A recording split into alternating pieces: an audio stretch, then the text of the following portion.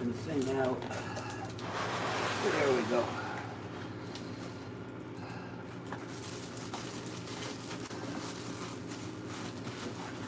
This fucking thing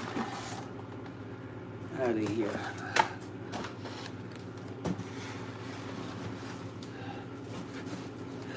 This fucking...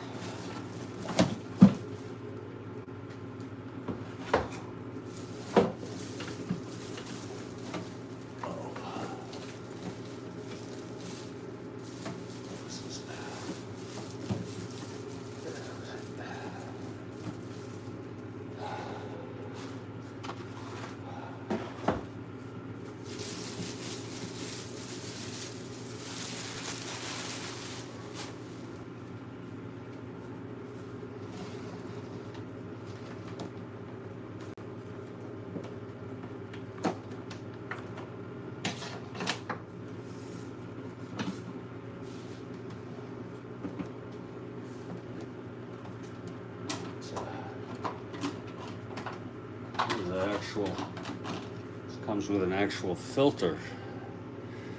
I don't know if this... Read the instructions here.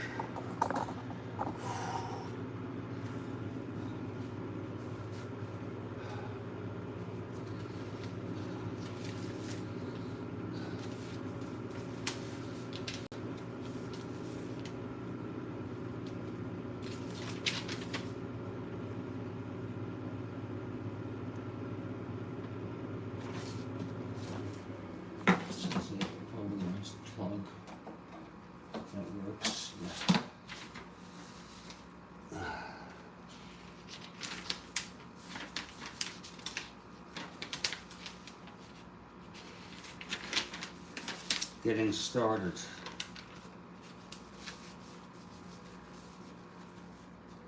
Unpack your coffee maker and remove plastic bags, cartons, and any tape on the unit. Just follow these simple steps. Wash the carafe lid and the brew basket in a mixture of mild detergent and water. Well, I don't, you know, I told you I'm immune from diseases. I don't use detergent. I just give it a rinse of water. I don't need detergent because I'm immune. You know, I'm immune from that shit.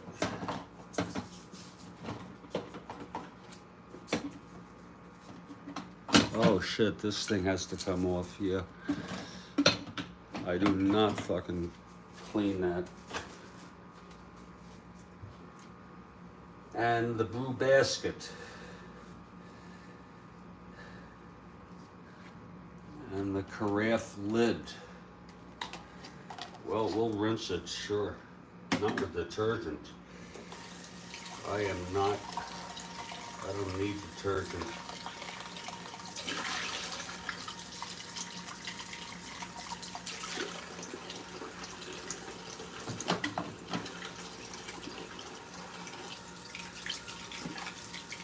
Because, again, I think a little dirt is good for you. And they want the lid cleaned. I'm not going to clean this lid. Screw that. Run a brew cycle by adding water. Press brew now. So replace all the parts and close the lid. Then run a brew cycle by adding only water to the coffee maker. Yeah, but how can you close the lid and add water? You see, that makes no sense. Do you see that? Do you see that? Look at that. Replace all the parts and close the lid. Then run a brew cycle by adding only water to the coffee maker. Then press brew now.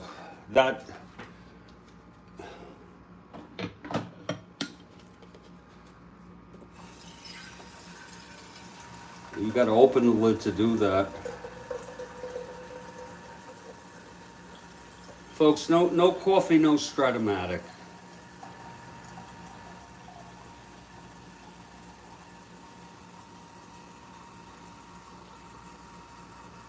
Do a full brew here.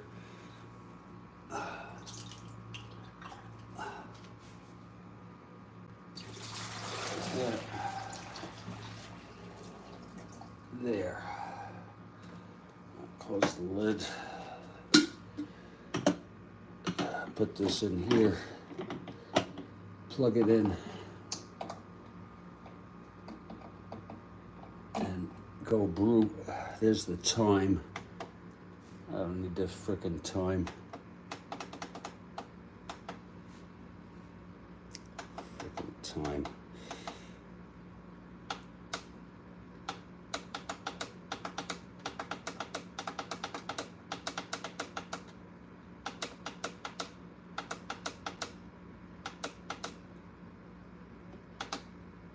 There. There. We'll brew now.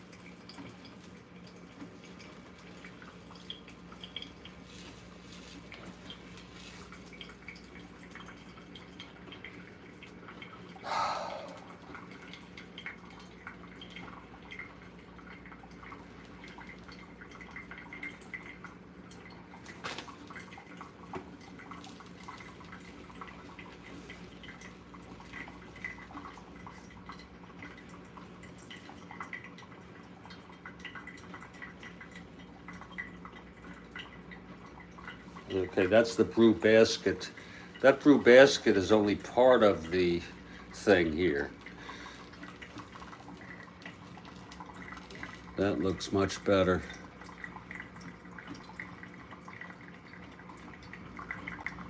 That looks much better. And I have had my fill of coffee, but I am going to make a small pot, a very small pot, after this is done. I want to thank you all for those of you who are here, because I'm a very, very disturbed person. Depression, anxiety.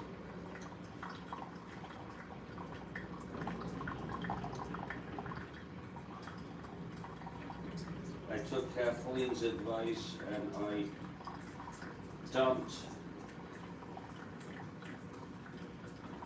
my old Mr. Coffee. You know, I use this Mr. Coffee 2 or 3 times a day, and I think I must be, that thing must have been 2.5 years old. Who knows how old? And you just can't expect these things to just continue. So we'll just let this brew for a while. You put a filter in the basket. It is a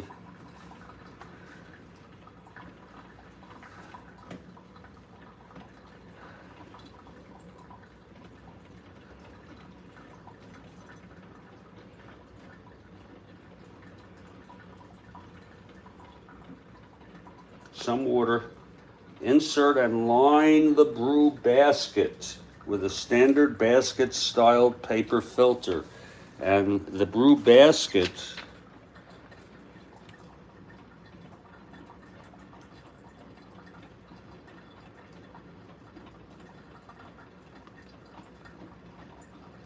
I don't even think if I need that thing.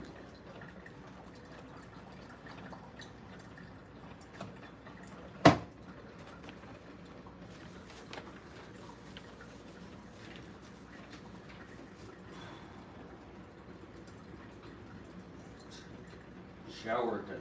Okay. There's no brew basket mentioned. I don't know if that thing is even needed.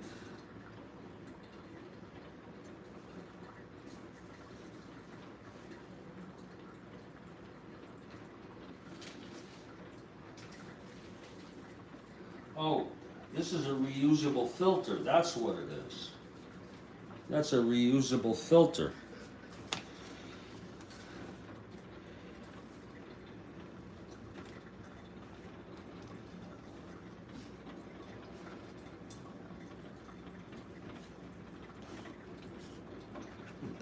The type of water that you brew with, always use clean fresh water, filtered and free of impurities. Avoid soft water or well water.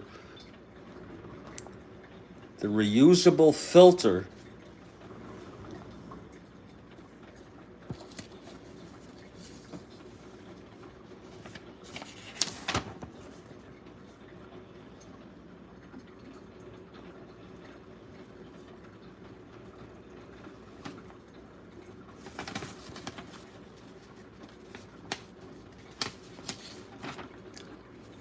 I guess I don't need a filter with the, if this is a reusable filter, which I have in there,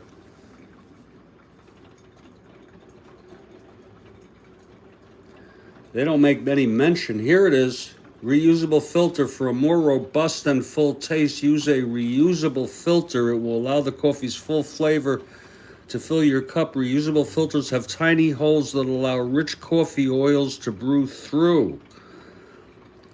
Maybe I don't need to use a paper filter.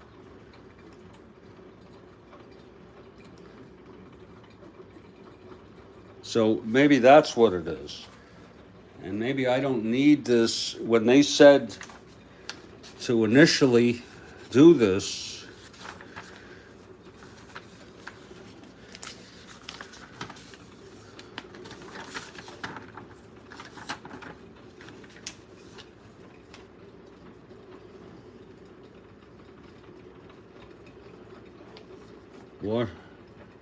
and the brew basket. They don't say to use a filter. Maybe I should just pull this out. Just pull this out. Oh, fuck. There it is. There it goes. Just brew it. Take this out.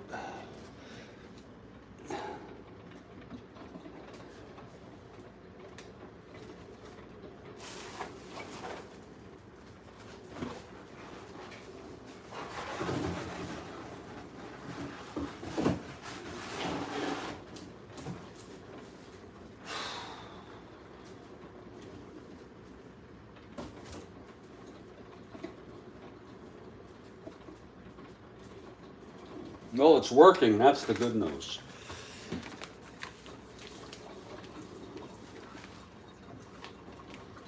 I don't know why it's spilling over. Maybe I should have used it because it looks like it's... Okay, it's okay. Folks, I'm a very, very depressed, anxious person. I just...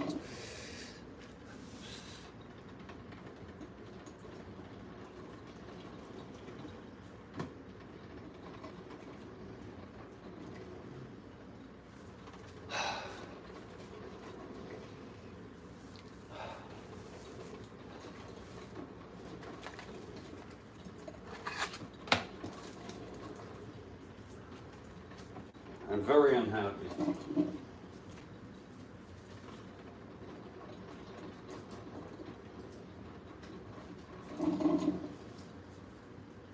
And I don't want any Peter Pan advice Don't tell me to cheer up. Don't tell me to,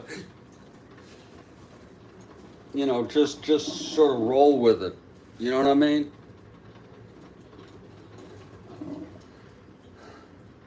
I'm gonna step outside for a minute, and I'll be back.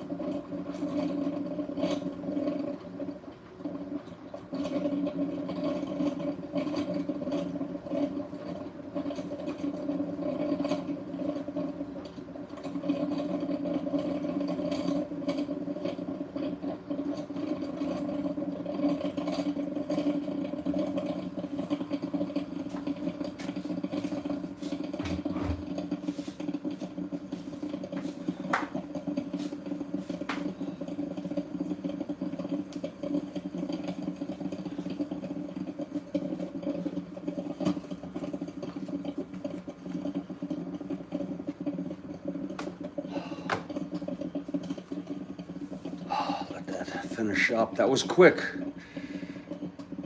That worked. Now what we're going to do is we're going to rinse out this carafe that may have some dirt in it, even though I'm not objectionable to dirt. You see, that's done. Okay, let's just turn that off.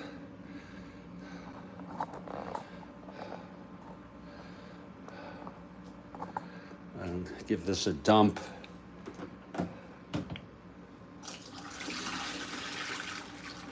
There we go. And we're going to do what's called a 6-cup, which, well, I'll do an 8-cup.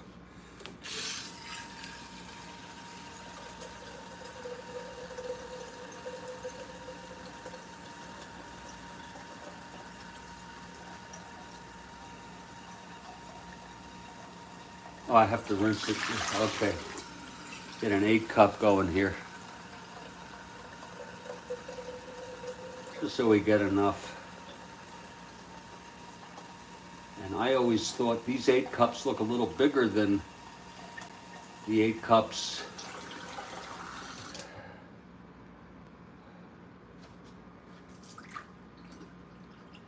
that I'm used to.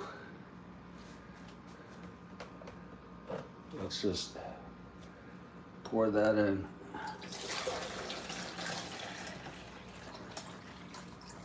That's nice because sometimes when you turn that off,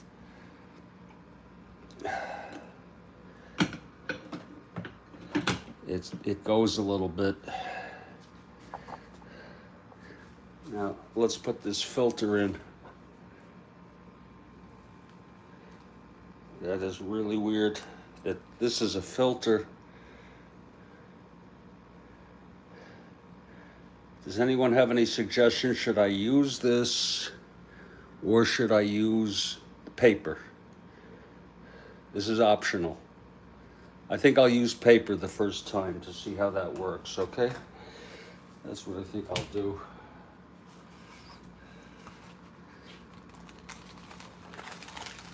There. Perfect. Now,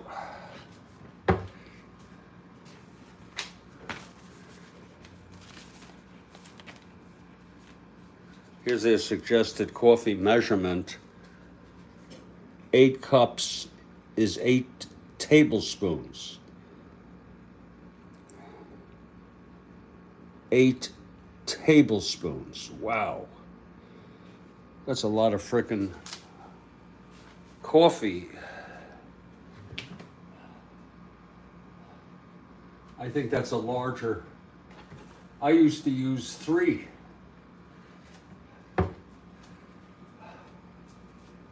I'm gonna.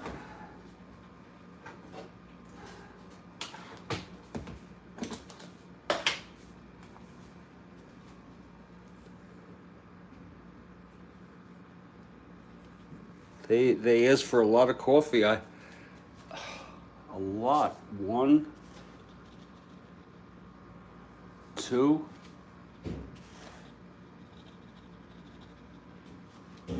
3, 4. They say for more robust, use heaping.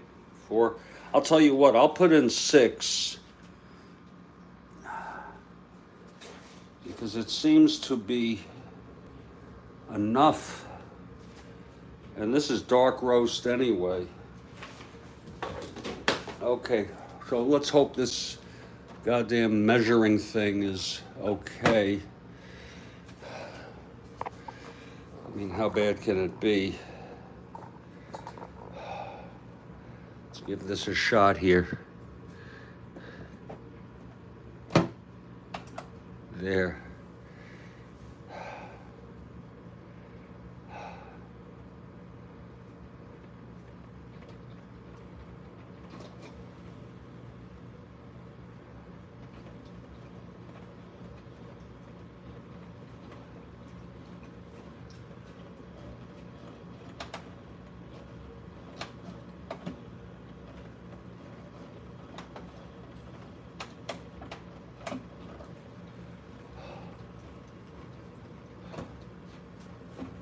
And you sort of get the feel for it. I put in 6 for 8.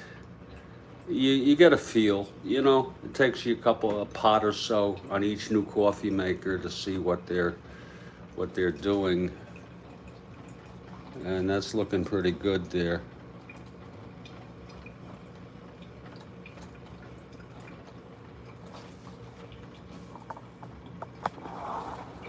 That's looking pretty damn good.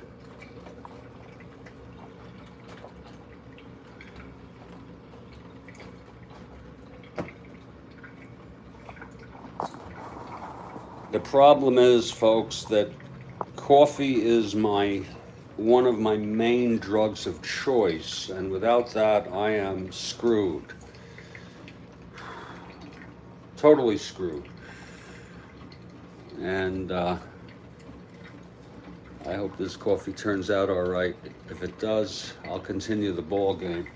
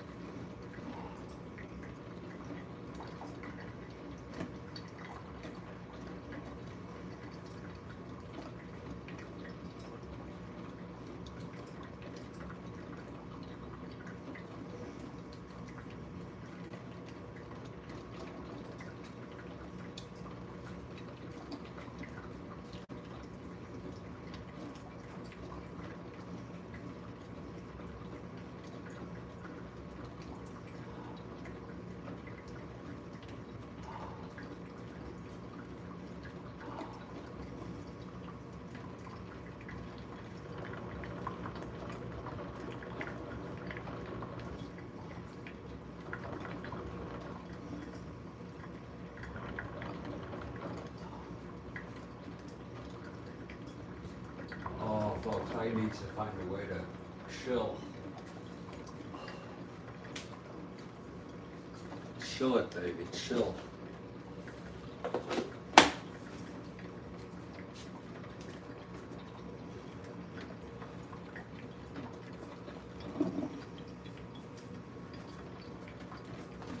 And we'll keep the box in here for a few days just to make sure the goddamn thing doesn't break.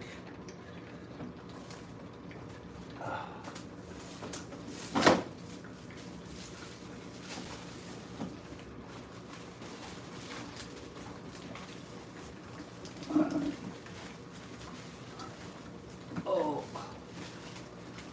this should be it. This should be an episode of my glamorous life. My glamorous fucking life.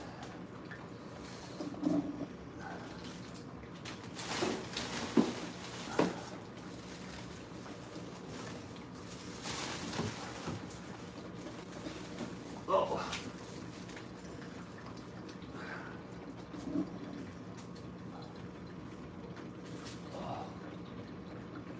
It's no emergency.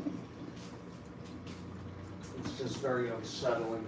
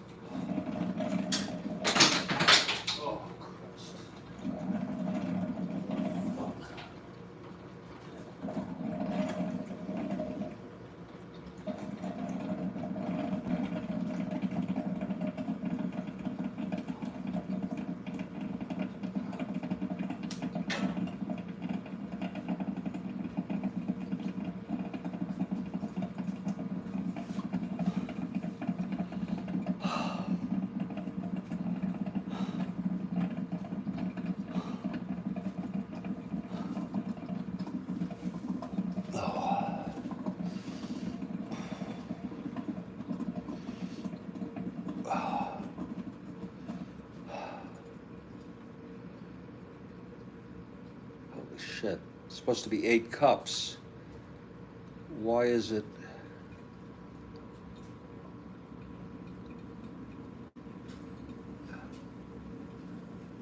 Why is it not 8 cups? There's always something wrong. Maybe it's still going. Yeah, looks like it's still going. God. Maybe a lot of it hung on the water, on the grounds. Shit. Now that looks like it's pushing 7 cups. I did an 8 cup.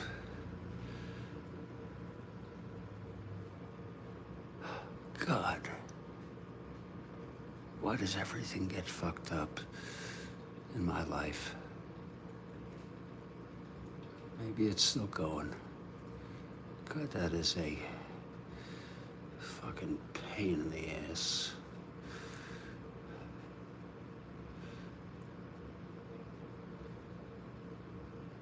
There it's gone. There's 7. Yeah, there it goes. Here it goes. There. Keep going, baby. Now, some of it I understand gets stuck in the grounds. But a whole cup? Come on. Get up there, you bastard. I'm sorry I called you a bastard. Get the fuck up there.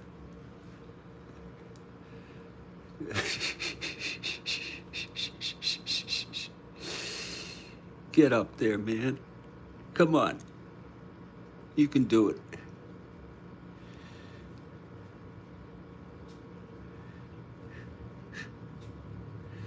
I can understand if it's a little less than 8. That looks like 7 and a bit. It's pushing up. Okay. Well, maybe that's just something for me to think of, is that you got to put a little more water in to account for the water that gets stuck in the grounds. That's pushing up to 8. Shit. That shit is pushing up.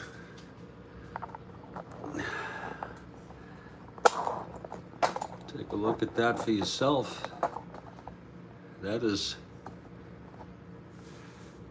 just 6, that's over 7. I think the rest is the grounds.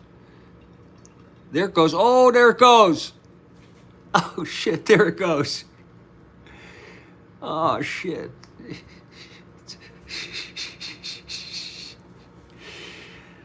There it freaking goes. It's just going there.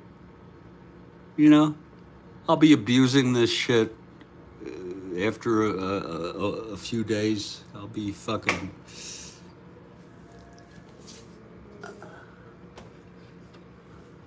pulling, sneaking cups. There it goes. There it is for 8. Oh, there it is for 8. Oh. Oh, Kathleen. Kathleen, you're the best. You know that, Kathleen? I think those are the grounds.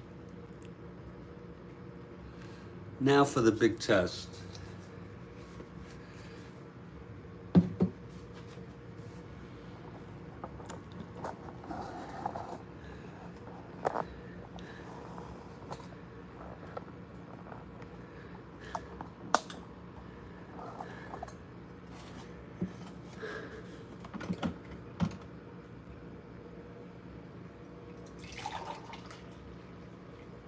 Well, it's got nice bubbles.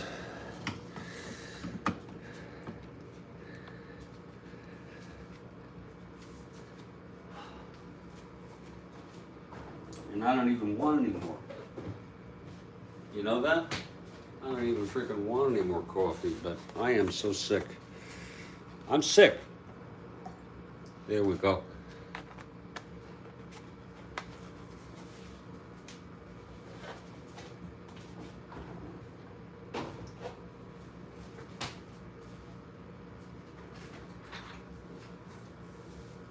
sick world. You know how hard it was to make coffee when I was a kid? The coffee makers started in like the 70s. But before that, my mother had a percolator.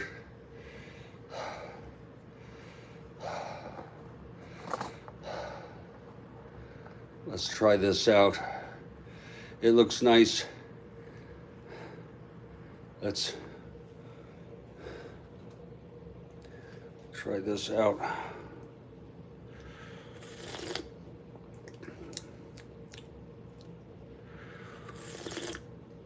Oh.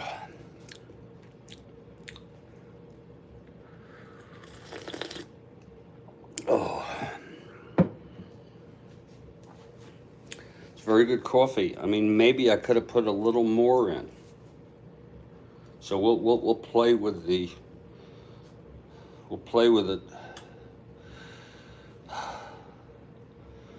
And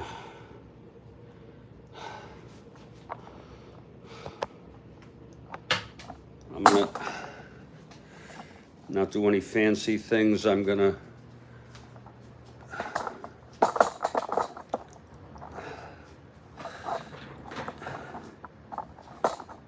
continue my ball game here.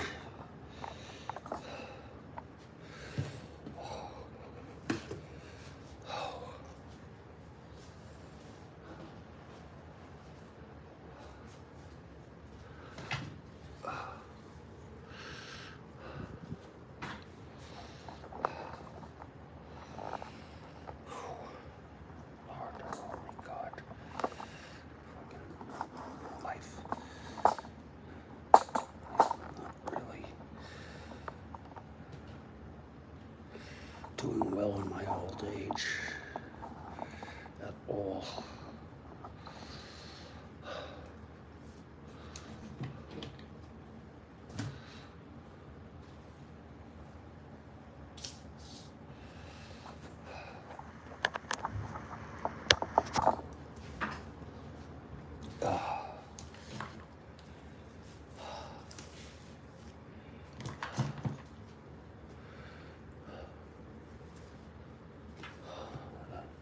Coffee tastes fine. It might be just a tad weak.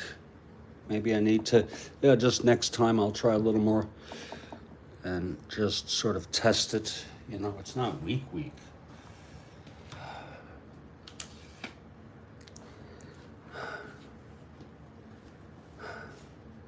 the hell is this?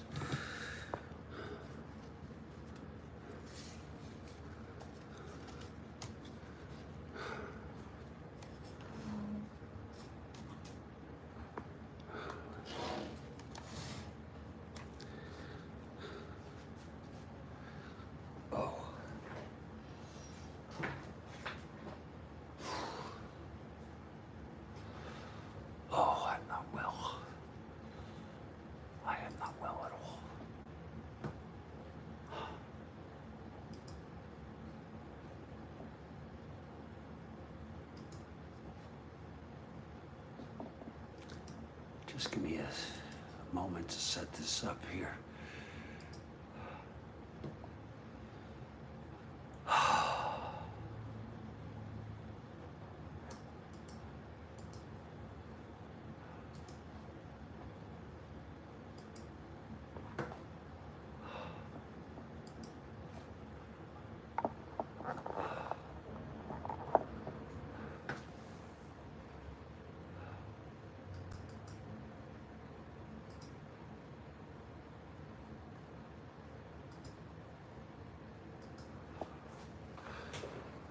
Let me just...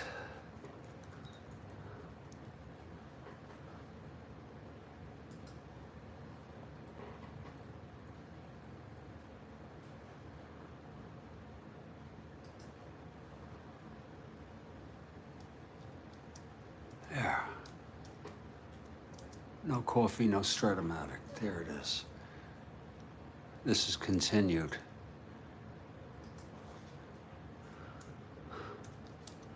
I need to find a way to calm myself.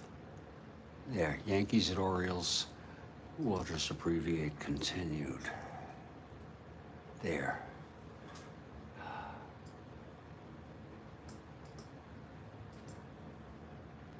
I think what we'll do is keep the picture of coffee as is, and we're going to add this to our Strat-O-Matic 20 playlist. Save it. There we go. And there it is. As you can see, Yankees at Orioles, 919 continued. No coffee, no Strat-O-Matic. It's got everything in there. And then in the playlist, it's even featured on the premieres, and it's in my playlist. Here you have the, oh, this should be the other way around. Yeah, sometimes this, you gotta add the newest. There it is. There's so many things you gotta do. And when I'm not too depressed, these things are routine for me.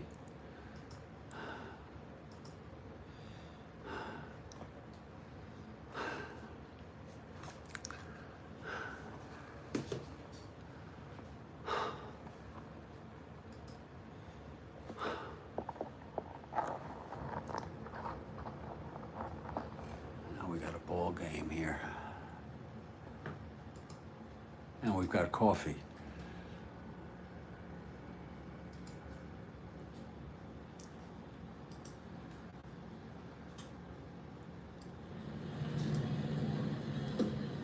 It's like magic. It's like freaking magic.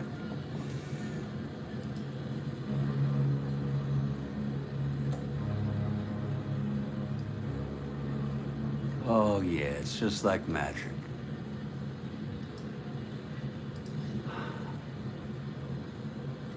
It's just like freaking magic. Now let's put it on here.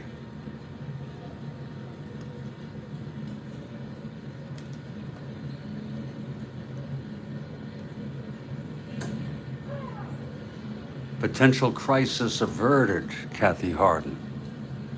Oh, Kathy Harden, I appreciate your support so much. And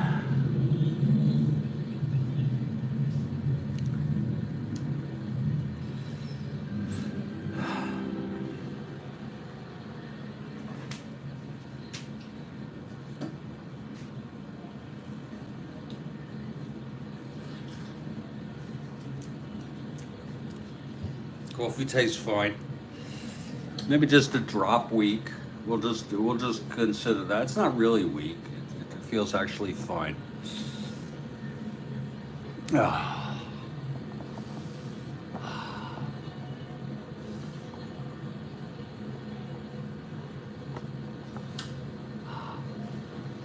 We are in the middle of a 3-3 ball game.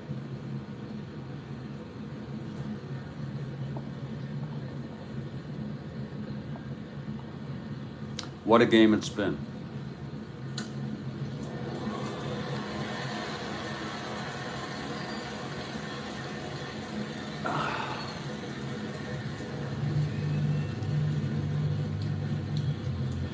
Oh, Joel Horland. Are you talking about Starbucks instant coffee? In other words, you boil water and make coffee? Because that's not a bad idea.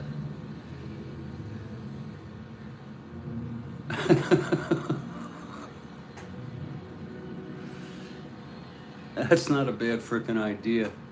You know, I say coffee is like sex. Even when it's bad, it's good. I wouldn't go that far. But thank you, Joel Horland. And we're gonna get right back to this ball game now.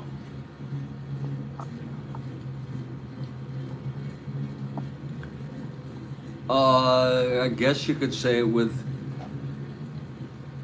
yeah, but there was a time when I was with a woman and I wasn't really attracted to her, and she wanted me to make love to her, and I did, and it was not really pleasurable.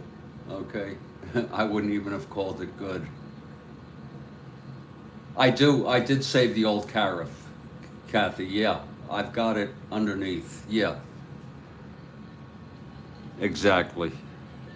I don't know if it's the same size, but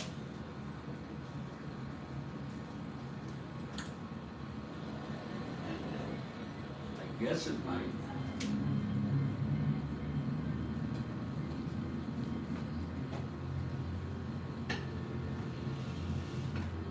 Yes, it might work.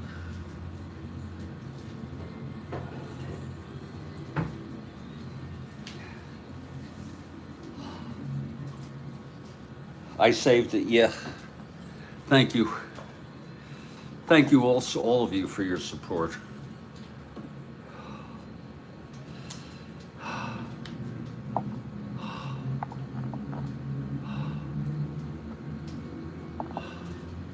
Dave Leonard, in for McNally. Turned out Rettenman, who pinch hit for McNally, singled and scored the tying run, so that was a pretty good move.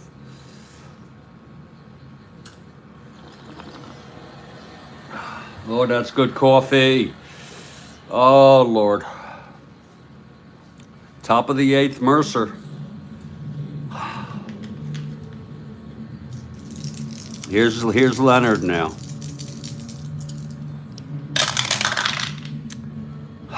That's 310 right-handed, lines it to second. Caught by Johnson, 1 out. Philip Reynolds has arrived. Greetings to Philip.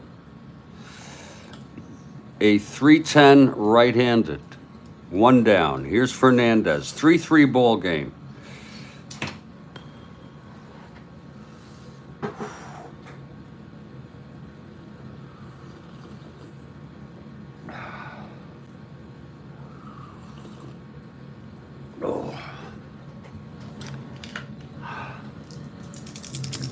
Fernandez 1 for 3. Leonard the windup and the pitch. 3-9 right-handed. It's hit deep by Frank. Oh my, deep to left, and it's gone.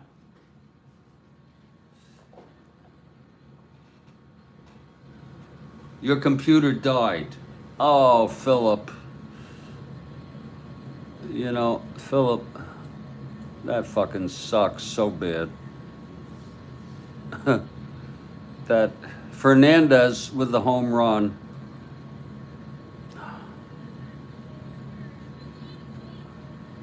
Was this your desktop? Are you using your mobile device right now? My coffee maker died. It didn't exactly die. I gave it euthanasia. Your laptop. What are you going to do about it, sir? My coffee maker was euthanized. You're using the phone. That frickin' sucks. For Fernandez, that's home run number 15. And he had 12 in real world. And that puts the Yankees ahead 4-3.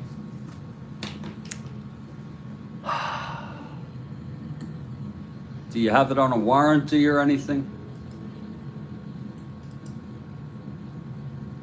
Your GFS laptop, what is that? What is that? Frank Fernandez, on the first pitch from Leonard, it's a 3-9, right-handed, gone clean as a baby's ass there. Well, I don't know what it is. 5 years old, that's about life expectancy, I'll tell you today. We're living in a throwaway society. You know that. There was a day when people fixed things. You know? Oh, you're using Lisa's. Oh, girlfriends. GFS, is that fiance? Girl, fiance? What does GFS stand for? Oh. Okay, Leonard lets up the home run to put the Yankees ahead. This has been a real struggle, Philip, this ball game. This is a continuation. I don't think I'm going to have much left in me after this. Here's Ellis. And the pitch, 1-4, right-handed. That's going deep. Oh my! Back-to-back home runs, Kathy. This one's for you. This one is for you. Back-to-back home runs. Lord. Second run batted in for Ellis. What the fuck? And that was as clean as a baby's ass. You ordered a coffee machine? My coping skills are so weak, Philip. I almost panicked. I threw vinegar. I threw. I fucking.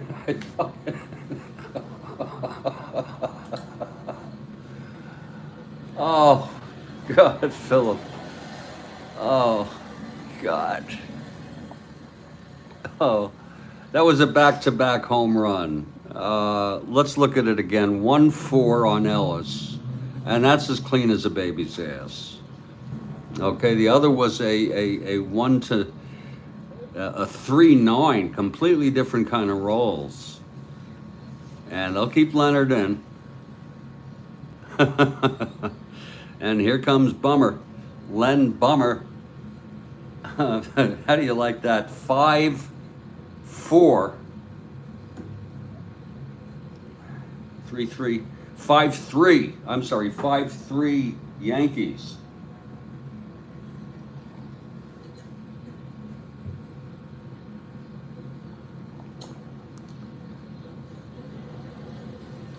I don't need. Bring this down a little. There, bring that down. Oh, bring it down, baby. Oh shit, that's too far. Bring it up just a tad. Straighten it out. There it is. These are all first world problems, people. These were days. They were days you had to pump your own water. You're right, Peter. It's my drug of choice. It's a freaking drug of choice.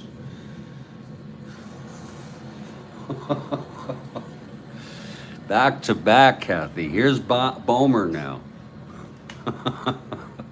Leonard. Wait till Willie sees this. Here's the pitch to Bomer now. That is a 3-9. A 3-9 right-handed. Fly ball left for Buford, 2 outs. Don't hold these Orioles out, though. They're down by 2. That doesn't mean anything. Now here's Bobby Cox. Oh, you got to have coffee. Yeah. I need coffee. I need weed. I need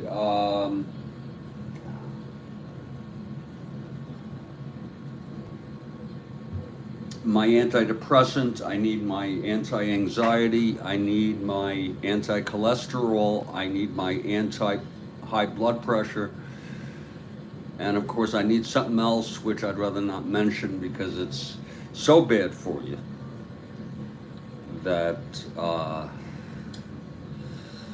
don't want any scorn. And Kathleen knows what I'm talking about. Here's Cox now. 2 outs, nobody on. Two runs in on back-to-back home runs by Fernandez, then Ellis, off Leonard. Here's Leonard now. Pitch to Cox, 4-10. Right-handed, struck him out. And that will retire the side. But 2 runs off Leonard. And we've gone 7 1/2 innings here. And it is a 5-3 ball game. And look at little Al Downing, the winner of records, starting his first endurance inning. And of course, hanging out with all of you helps me enjoy life. You know what I'm saying? So, oh, look at this. You can watch the Met game for free. St. Louis at the Mets. Yankees are at Milwaukee. I'm looking real world. You know, I don't subscribe to any of this. The Yankees open a series tomorrow with Baltimore. I remember you saying, Kathy, taking a peek at the standings. Look at that. Orioles and the Yankees tied. Cleveland off to a real good start. So is KC. Atlanta off to a great start. Mets are playing 500 baseball. Brewers are off to a good start. Cubs off to a good start. Dodgers, 4.5 game lead already. 18-11. How do you lose 11 games with a team like that? That I don't understand. And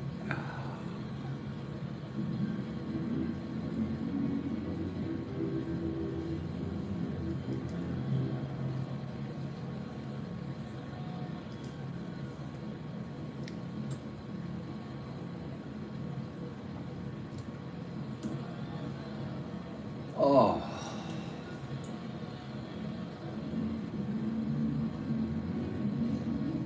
we'll check that out later.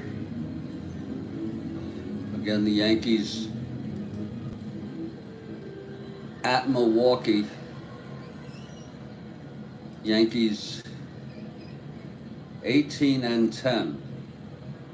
You know, you got to get going. You got to get going into the season. You know, I say you got to get into May, even into June, as you see how things. It's great to be off to a great start, but it is such a long season. Well, here's little Al Downing, who has gone all the frickin' way. And this is his first endurance inning. It's going to be Andy Etchebarren leading it off.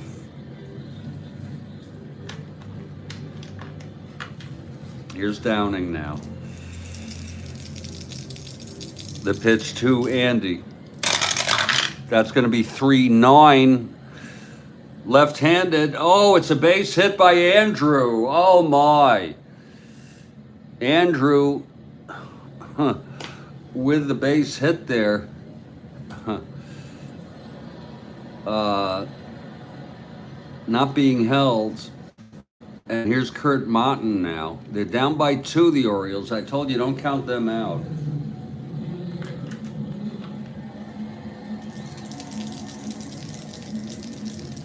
Here's Downing now from the stretch. Pitch to Martin.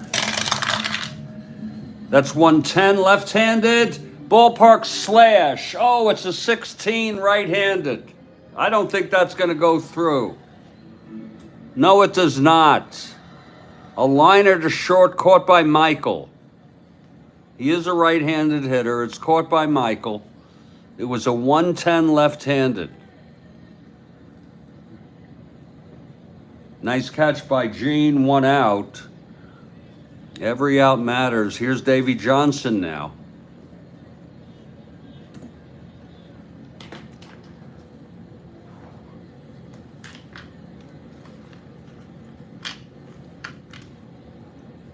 Here's Downing.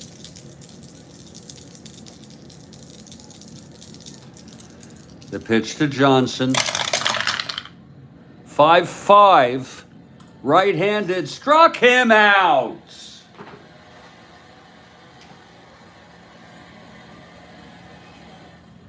And that's the 5th strikeout for Al Downing.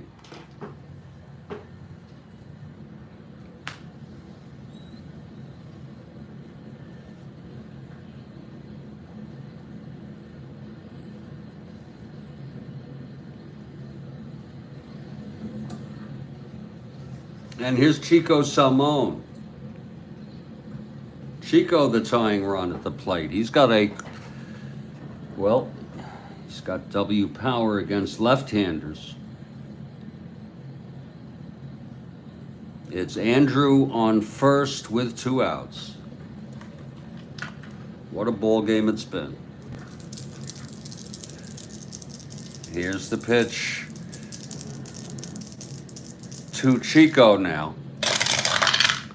110 left-handed. Oh, it's a non-clutch base hit to center. Whoa. Etchebarren can't run. 1-9, 1-11, 1-9. No one being held. 1-10, but we'll hold them with 2 outs. One more hitter walk, and oh my God, Bobby Floyd, a 202 hitter. Jesus Christ. First of all, there's action in the Yankee bullpen. It's Aker. He pitched in this game in real world. Aker is warming.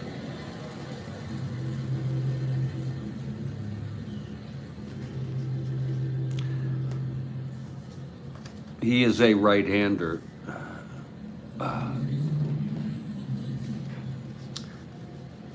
Hamilton also pitched in this game. He's a left-hander. He's warming. Both are warming.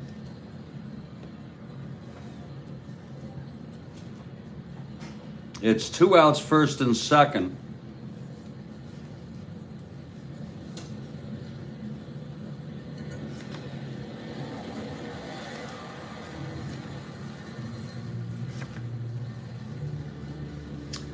And the Orioles just simply do not have anybody worth hitting. Don't leave us frowning. Downing. Oh boy. You are very poetic, Kathy. They're coming out and they're talking to him, and the Orioles are looking to see if they have a hitter for Floyd.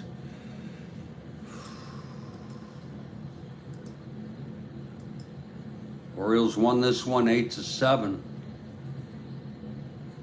Elrod pinch hit, but he's also a left-hander. May pinch hit, but he's a left-hander. I don't know why Brooks Robinson or Frank are not in this game, but they are not available because they have 2 days off, and then they're just not available. I'm gonna go take a look to see if they got anybody in the call-ups. Otherwise, we'll just freaking let Floyd hit.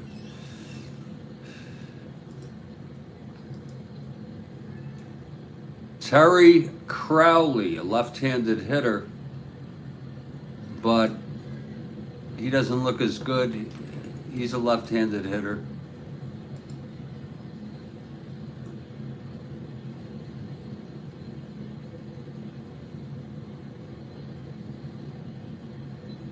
They're going to have Floyd hit, right-handed hitter.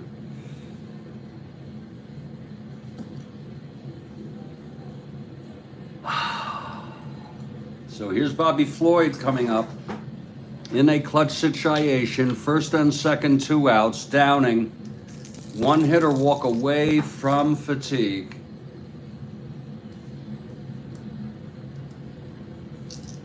Here's Downing now.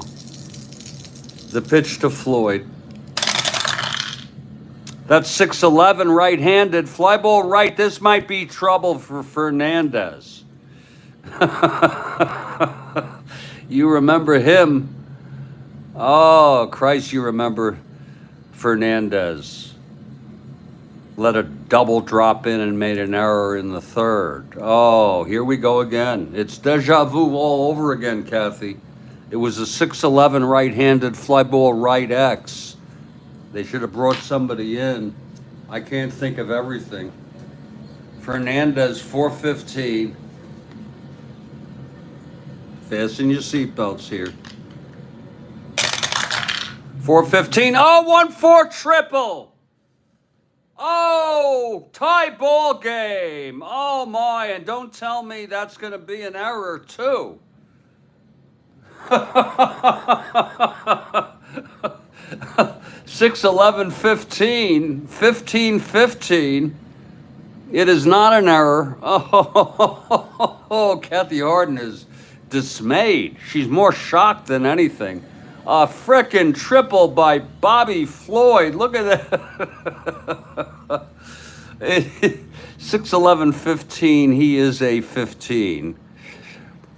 There's no error, but it is a 1-4 TR3 triple. Everybody scores.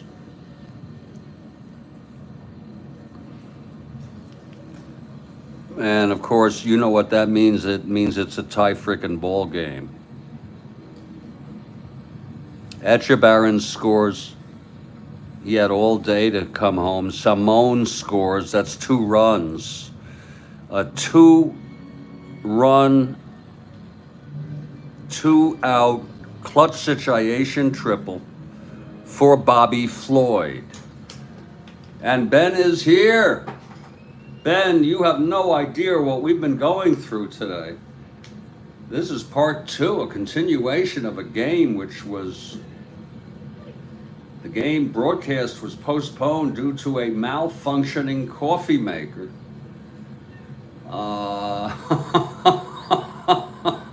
It's great to have you, Ben, really. What a triple there. And that's going to be it for Al Downing. Oh, my. That's it for Al Downing, and you know, I get a little, I'd love any feedback from anybody. How do we work this out? Do I pull the pitcher and then go with the pinch hitter? Or do I bring up the pinch hitter?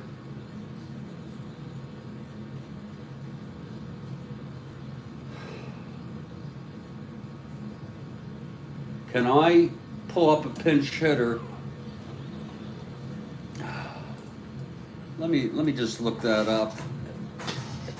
If anyone has an answer to that, I get a little struggled with that sometimes.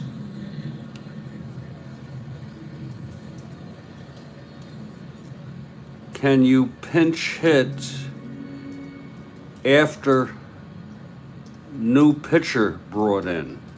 I think you can. He's going out anyway. Yes. Substitutions in pitching change. A player may be substituted anytime the ball is dead. Anytime the ball is dead. Anytime the ball is dead, not in active play. The manager may use any player who has not entered the game. The batting team would see the new pitcher and then switch if they want. All right, Ben, I'm going to go with what I was going to do that. Al Downing made us frowning.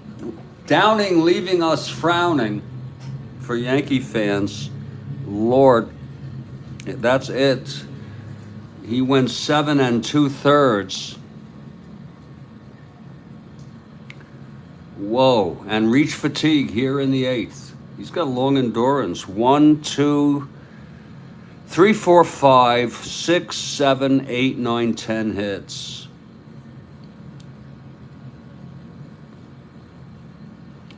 He had good control. He walked 1. He struck out 5. He's allowed 5. And because they have a lot of left-handed hitters, Okay, and I do this because if you're the Yankees, you know who they have. Let me show you who they have. Well, they have Dave May, a left-handed hitter. They have Clay Dalrymple, a left-handed hitter. Boog is not available. They have Elrod, a left-handed hitter. Okay, you see that? And Brooks is not available. So one of these folks will hit to try to knock in the go-ahead run. We're not going to have Leonard pitch.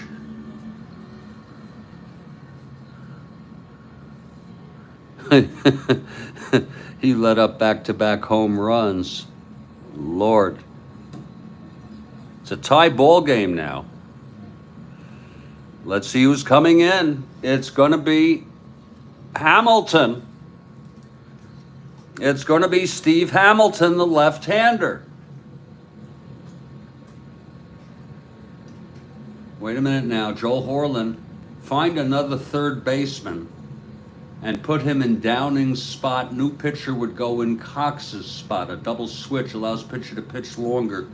No, but wait a minute. Wait a minute.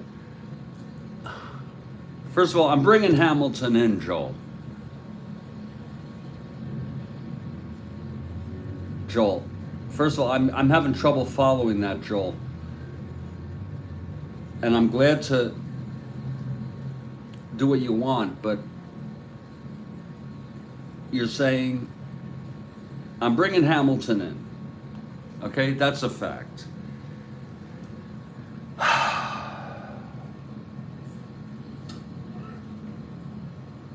Now, with Hamilton in,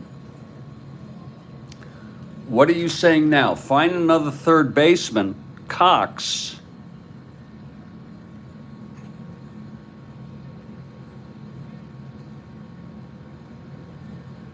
And put him in Downing's spot. Oh. Yeah, there's going to be a new pitcher, Hamilton. Find another put. But you see, with Hamilton, isn't Hamilton required to be in Downing's spot if he's pinch? Oh, yeah,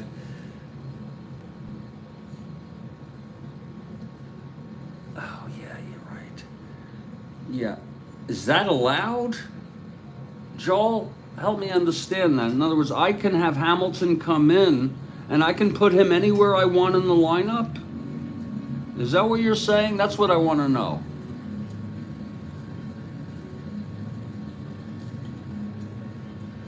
That's what I want to know. I'm bringing Hamilton in. Now, help me understand this, folks. I need help. I need huge help. You're saying find another third. I'm so confused. Hamilton will replace Cox. Hamilton will replace Cox. I'm allowed to do that. Okay. Okay, we're going to take Cox out. But Hamilton will replace Cox. Okay. So in other words, wait a minute. Hamilton will be in Cox's spot. Okay, Hamilton, theoretically, Cox already batted. Okay, we will put Hamilton in Cox's spot, and then in the 9th spot, we put a new third baseman. Okay, I'm not very good at this stuff. You know that? So you all third baseman, if we freaking have one.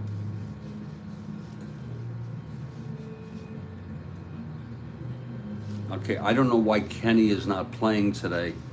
Maybe because he was a left-handed hitter.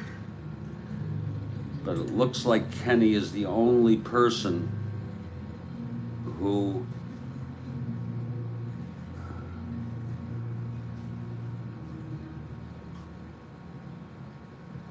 is eligible.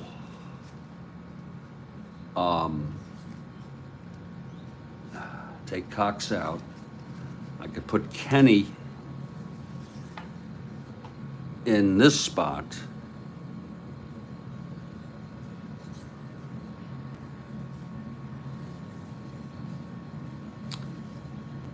I could put Mercer at third.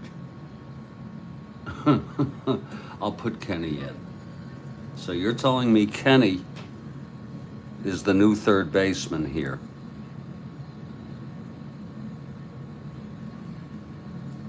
And I welcome. I'm not into, ego. I don't need to have the right, make any decisions. Yeah, I'll have to do that. Kenny replaces Downing, Hamilton replaces Cox, right. And I'll look that up. That's something for me to do. Meanwhile, Hamilton is so I think we're good. I think we're good now. Okay. I think we're good. And thank you, Ben. See, Ben, you know your shit. Joel, you know your shit. Yeah, oh, I know that. I hate that. I hate to have to pinch hit for the new pitcher right away. Exactly. And I just, that just bends my mind a little bit. Just twists my mind a little bit. So Steve Hamilton, the left-hander. Now let's see who's coming in here to hit with 2 outs and the go-ahead run on third. Yeah, because Hamilton comes in, he can replace anybody. And as far as we're concerned, he's replacing Cox, and Kenny is replacing Downing. I guess, I'm going to take, your words for it. And now there's going to be a hitter for Leonard because Leonard let up 2 back-to-back. So we're all good. Let's see who's going to hit here against the left-hander. They really don't have anybody. But we're going to go with who is the best, and it will be Elrod.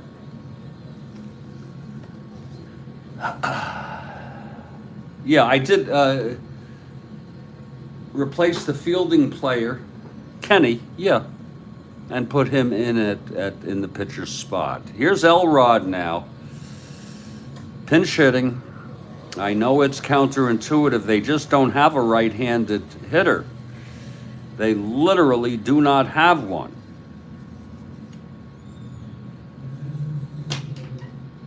Yeah. They don't have one. Okay? Yeah, I try to do it for both sides here. If I had one, I've used Rettenmund. And I say, Frank is not available. Frank and Boog and Brooks are not available in this game. I'm going to hold tight with that. So here's Elrod now.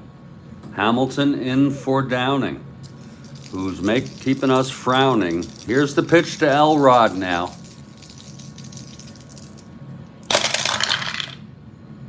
That 6-6 left-handed struck him out. And we're going to the 9th.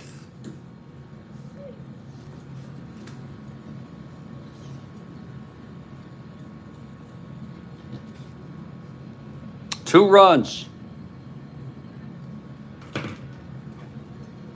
We're all tied at 5. There's going to be a new pitcher.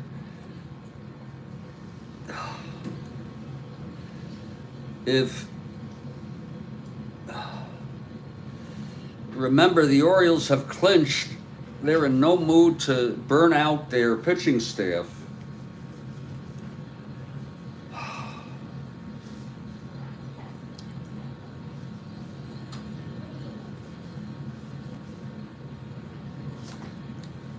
We're going to bring in Dick Hall, who is sufficiently rested. We do not need to bring in Eddie Watt, who pitched last game. We're going to bring in Dick Hall, and he's great too. Shit. So Dick Hall comes out to take his warm-ups. It's going to be Jerry Kenny. It is a 5-5 ball game. Jesus Christ. How much coffee can you drink? God.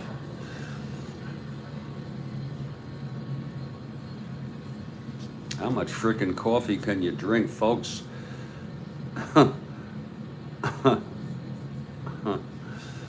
Oh, Lord help me, God.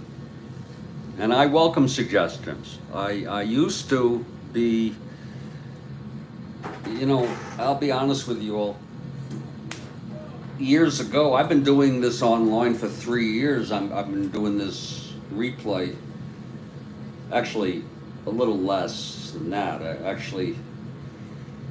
I started the replay about 3 years ago. I don't know exactly when, but it's about 2 years playing daily. And I used to be annoyed when people would tell me what to do.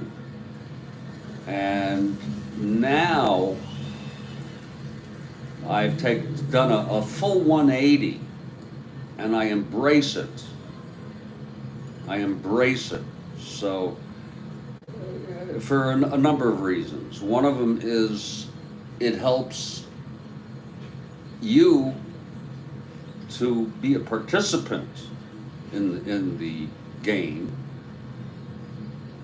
But secondly, it's a great practice in humility on my end. I'm not an expert, really.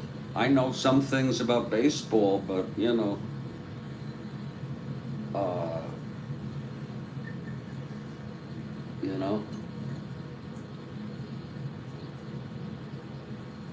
Exactly, Ben.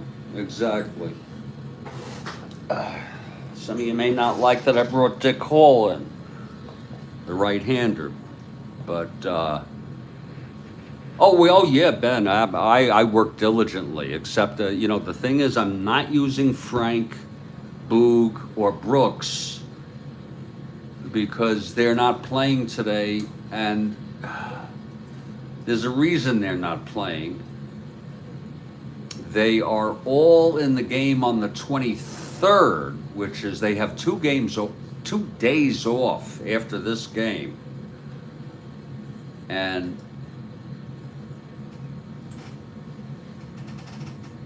exactly, Ben. But that's the way I'm doing it. I'm justifying it. And plus the game doesn't really, this is not the Orioles have clinched. It would be nice to see the Yankees win, but the Orioles have clinched, and he didn't start these people. He's gonna, I don't know if they're all injured. They've been in and out. There's people, Brooks, Boog, and Frank. For the past few games, they've been in and out. So I say don't take the easy way out and use these people. Folks, Kenny's going to lead it off. I'm going to do this half inning, and then I'm going to take a break for a few minutes. I might, by the way, when these all are downloadable, I might combine these 2 broadcasts into one. Anyway, here's Dick Hall. Top of the 9th. 5-5 ball game. Hall is ready. Here's the windup. Is that so? 52.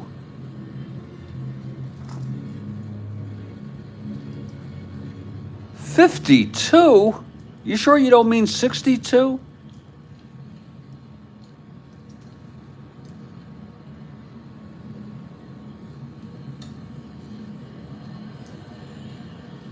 What the hell?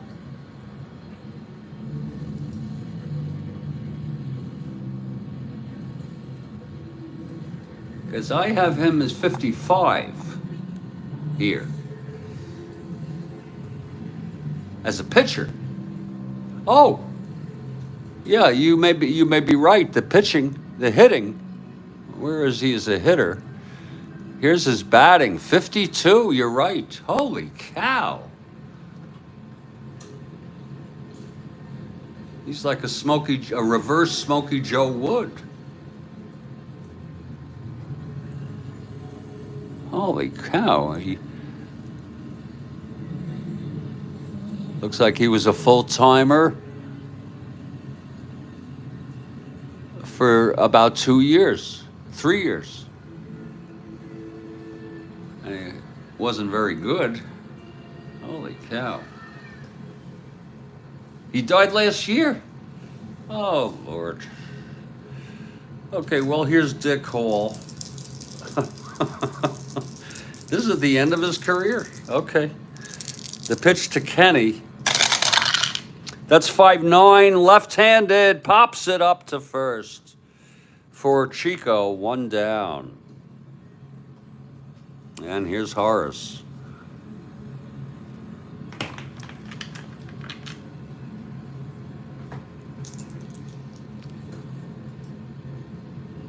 God, he played a long time, Dick Hall.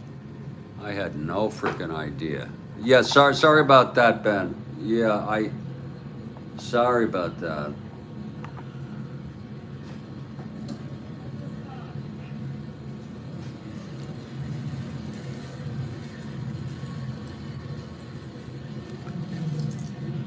All right, 1 out. Here's Horace now. Top of the 9th, 5-5, Dick Hall.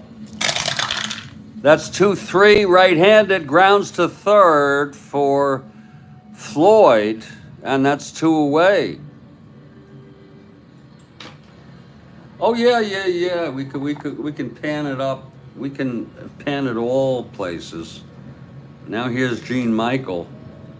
Yeah, sometimes I forget. What's lots of fun is when you have a non-carded player, you know what I mean? And you got to pan it up to show that player's card and go back and forth. 2 outs, nobody on. Hall. That double switch is brilliant. Love that. 3-5 right-handed, struck him out. So Dick Hall really looking good there. And we are in the middle of the 9th. That's a brilliant freaking move. I need to, if I wasn't so depressed and anxious, I would embrace the opportunity to learn shit like that, the double switches.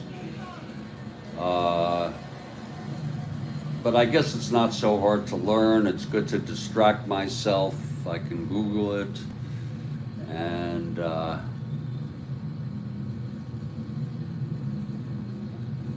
well, I would be, that's your call, Ben. I heard that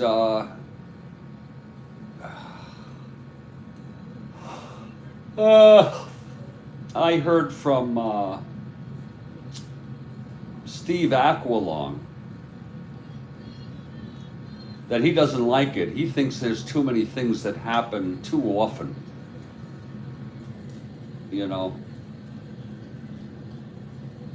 And if I'm going to get a computer game for baseball, first of all, I can't. I have an iMac.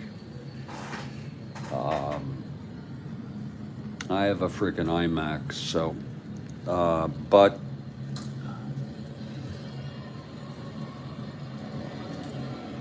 and plus, I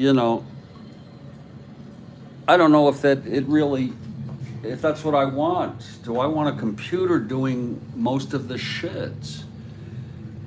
I'm going to take a little break, but I want to show you all something here real quick. I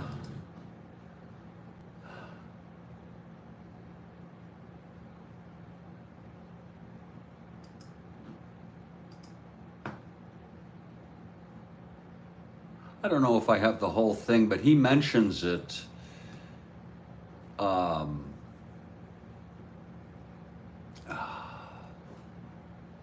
I should put a link to the original. Christ.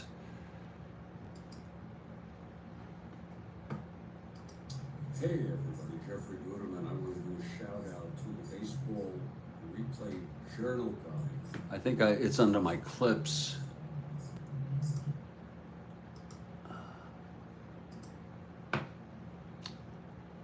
I don't think clips are visible unless you post them. Here it is. Hey there, a 1969 Strat-O-Matic Super Advanced game stream done by good old Jeffrey Guterman. I'm going to put a link to his channel down below. You can check it out yourself. Hey there, guys. You know, I was watching YouTube the other day. Imagine that. I was watching a 1969 Strat-O-Matic Super Advanced game stream done by good old Jeffrey Guterman. I'm going to put a link to his channel down below. You can check it. But well, he goes on to say he saw me writing down these figures for the super advanced, and is it worth doing it? But you know, I don't want to belabor it. He's an interesting guy. This guy is very interesting. His passion, his interest, his you know.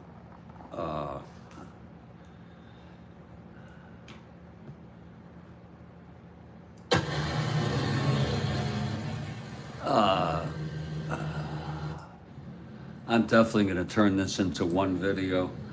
We're gonna go to the bottom of the ninth, and I'm gonna just taking my time here, folks. I hope it's okay with you. I also have to use the lavatory.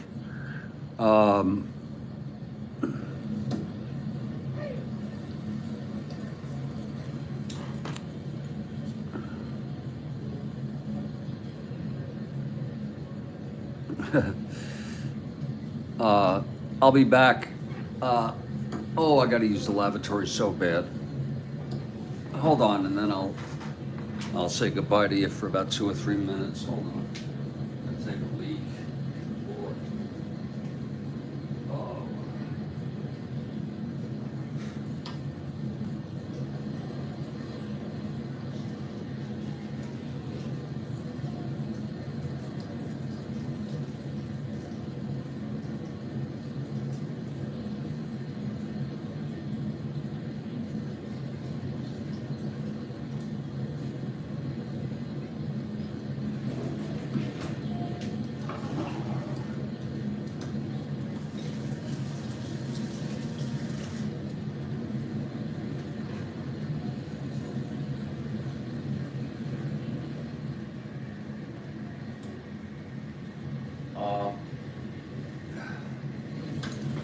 Oh, what a fucking mess.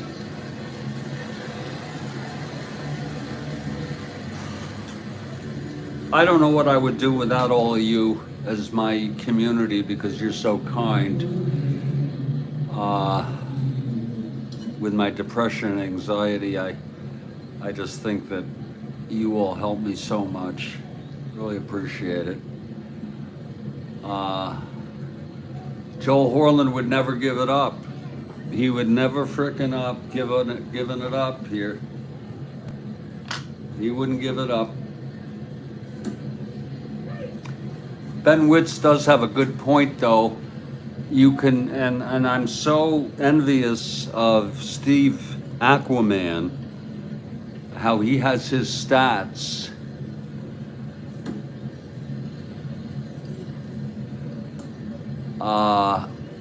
He does it with a computer. I guess you can do it independent of playing games. I don't know how long it takes him to input, but boy, that sounds like a real great thing.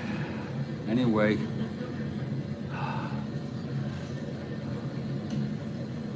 I will be back in about 2 or 3 minutes. Gonna have one last cup. This game has just, and this game is far from over. My God. This game is far from over. My God.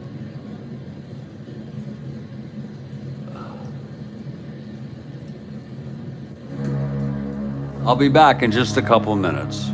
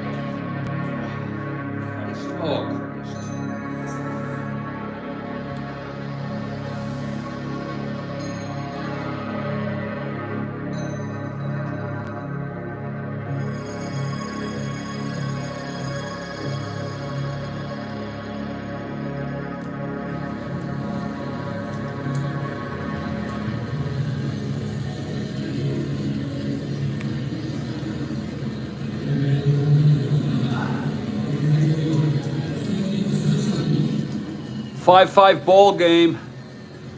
Steve Hamilton.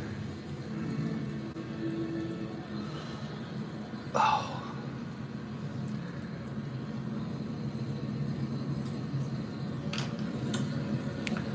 Will face Buford to lead it off.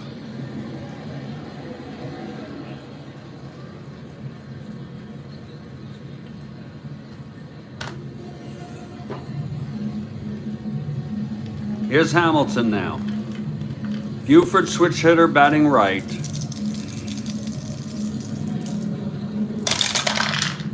That's 1-5 left-handed, chops it to second. Horace has it, throws it over to Bomer, one down. And here's Belanger now.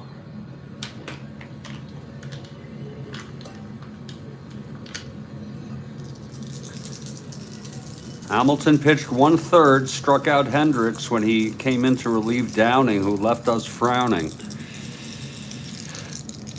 Here's the pitch to Belanger. That's a 2-6 left-handed, grounds it to short. From Michael over to Bomer, 2 outs. And now Paul Blair. Now Blair has power.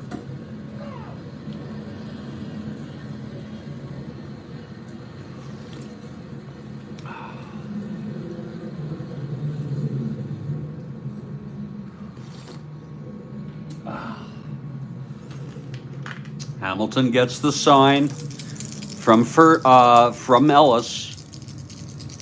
Here's the pitch to Blair. That's 2-10. That's a ballpark slash, and that's not going to go through.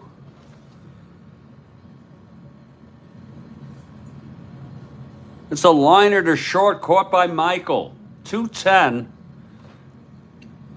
Ballpark slash against the left-hander. Michael makes the catch. It's a 1-2-3 for Hamilton. We're going to extra innings.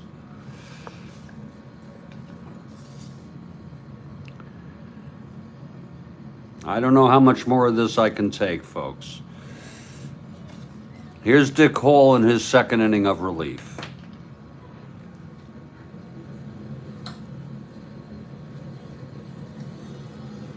Oh, I remember micro league baseball.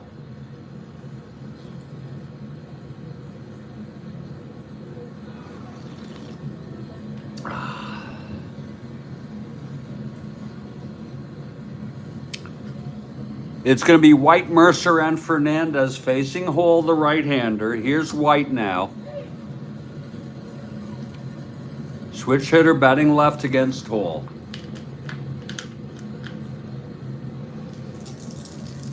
Here's Hall. And the pitch. That's 3-3 right-handed, and he grounds it to first. And Chico takes it to the bag, one away. Now here's Mercer now.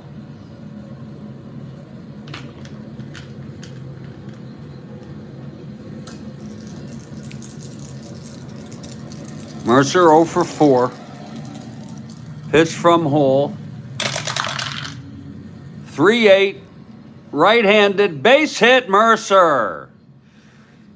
So Mercer, the go-ahead run. Kathy Harden for the Yankees. It was a 3-8 right-handed. Non-clutch situation. Hall has a 0 hold. Forgot to put Leonard, that doesn't matter. He's a -1.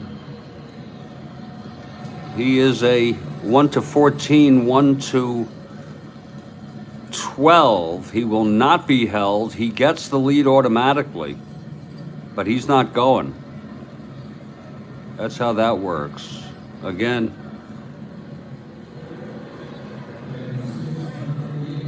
one to 15 with Hall -1. 1-14, and then even with a lead, 1-12. and therefore we will let him have the lead, but he's not going to go for the lead. He has the lead automatically, I should say. Be a daring move for him to try to steal on a 1-12. Here's Fernandez, 2 for 4. He hit the home run in the 8th.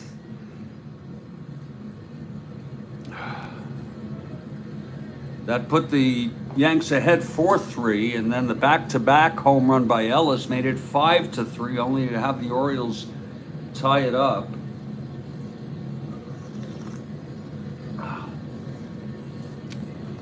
Okay, Hall now from the stretch.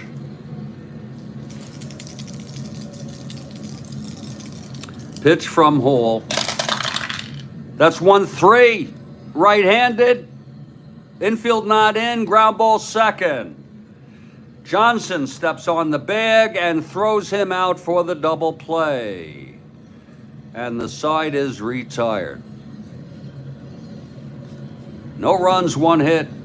None left. We're heading to the bottom of the 10th. Steve Hamilton has pitched 1 1/3. His first endurance inning is I want you to be able to see the full card there. Is 3.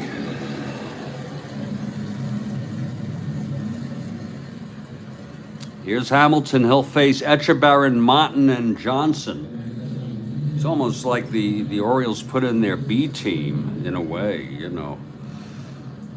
Here's Etchebarren. 5-5 ball game, bottom of the 10th. Hamilton now. Left-handed pitcher.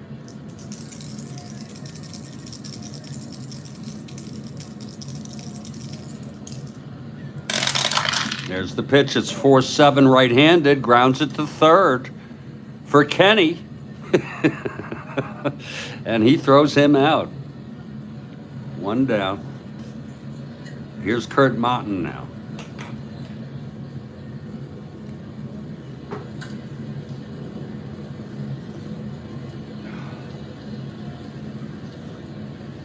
This is my last cup of coffee. And it's a good one. Okay, Motton, he's got power against left-handers. My Lord, he's got power against left-handers. He's got power against right-handers. Jesus Christ. We'll keep him in. He's retired 5 in order. Here's the pitch to Motton now. That's 5-6 right-handed. Struck him out. Oh, he got him on strikes. 2 away.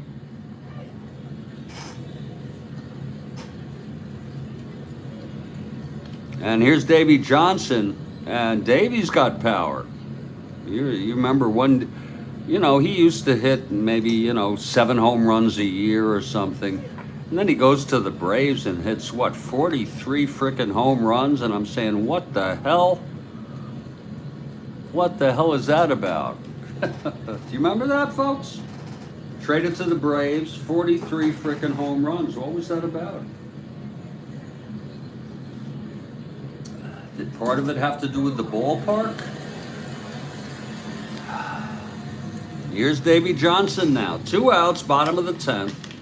Davy is the winning run at the plate. Here's Hamilton now, lefty-righty.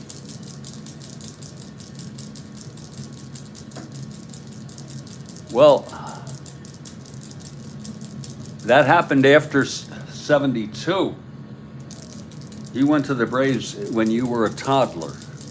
Here's the pitch to Johnson. You don't remember that as a toddler? That's 5-7 right-handed. Grounds to second, X. Horace.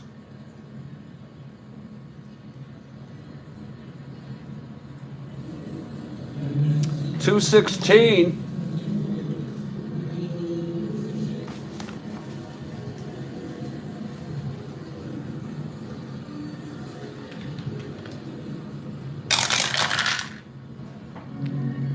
That is a re-roll. 22 G1 gets 2 at Horace. E16. 6, 10, 11. And he throws him out. We're going to the 11th.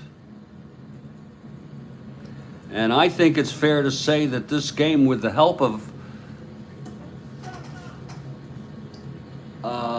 all of you, or many of you, or much of you, has been a legitimate ball game. It has been played fairly. The only question is, someone may say, well, why didn't you bring in any of the Robinsons or Boog? And I gave my reason already.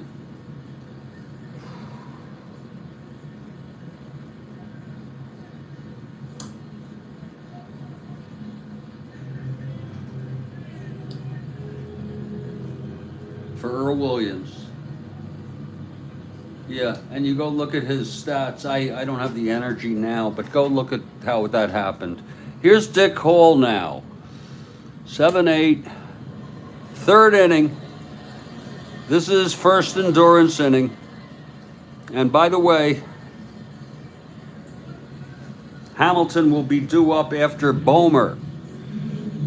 Hamilton is due up here, thanks to the double switch. Oh, Lord. Here's Big Dick Hall now. Johnny Ellis.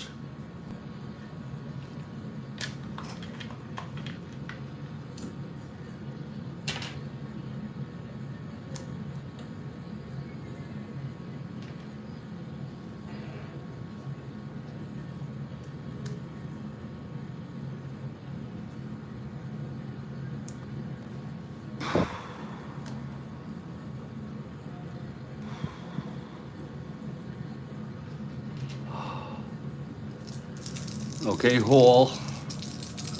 Pitch to Ellis. That is 5-6. Right-handed, fly ball right field. Under it is Martin, one away. And here comes Len Bummer. I've had it with the coffee.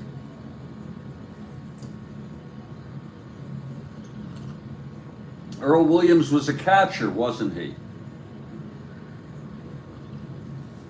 He was a good hitter, too, wasn't he? Lord. Ah.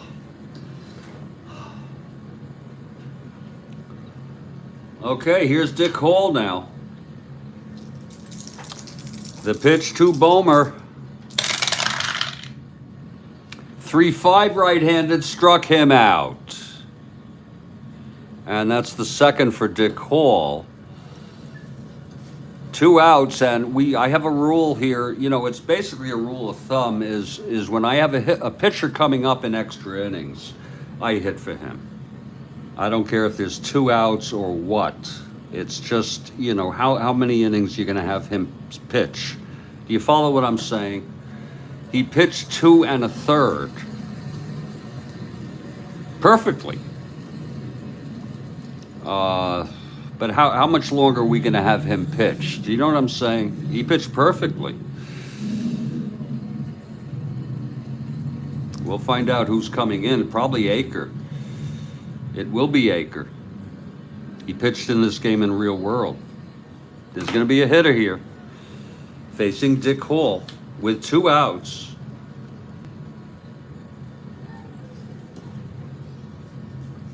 Aker, the right-hander, has been warming.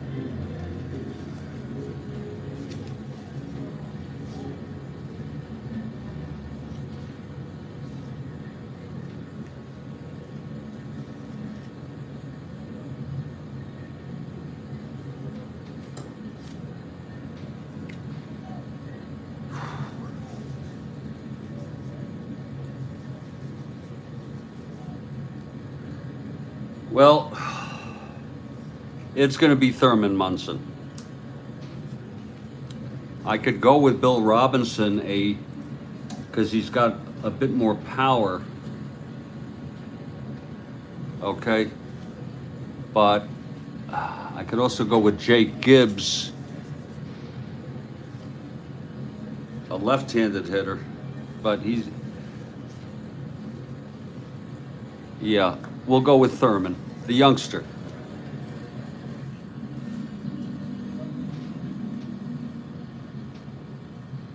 Can I do a double switch and let him catch? I'm still learning that. Here's Munson because, you know, you talk about Ellis and Etchebarren, and I've already used Hendricks. I have Dalrymple.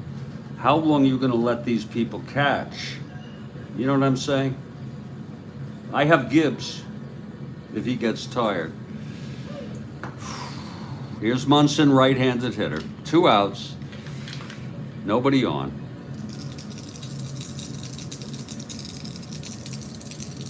Pitch from Hall. 6'9", right-handed, struck him out. Oh boy, the pitching has really been something here in the late innings. We'll take Munson out.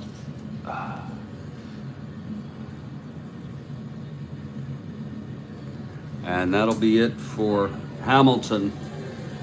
There's a new pitcher, Jack Aker now, a right-handed. Taking his warm-ups. 7-8. He's pitched 3 innings, Hall, and he's due up this inning, so he will definitely be hit for, unless the Orioles win it before. Okay, here's Aker now. Chico Salmon, we are done with coffee. At a cost. I'm gonna do the other stuff with the Klonopin if we go into the 12th.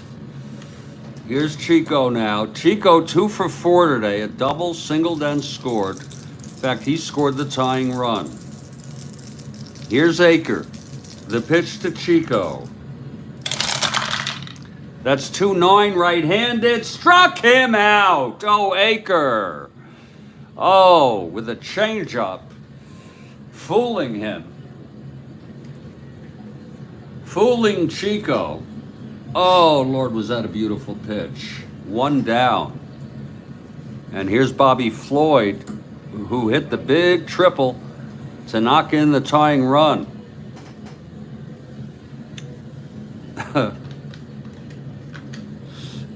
Bobby Floyd, a 202 hitter. What the hell? Is that who I think it is? Oh my God, that Green Party candidate, the woman got arrested.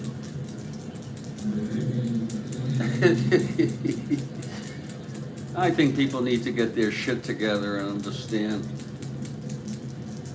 I don't even want to get political on any of you right now. But what's going on the campuses?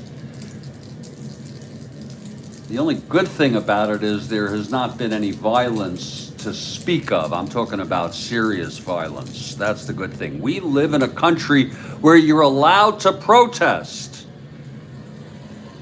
I mean, if you set up, I guess, you know, I don't want to get political, but maybe they shouldn't set up encampments, shouldn't set up tents on the property of the university. I'm sure they have some rules about that. That I understand. But we live, the First Amendment is the most important legal principle I think ever created, for better and worse. Here's the pitch to Floyd. 6'5", right-handed, grounds to short X. That's from Michael. 327.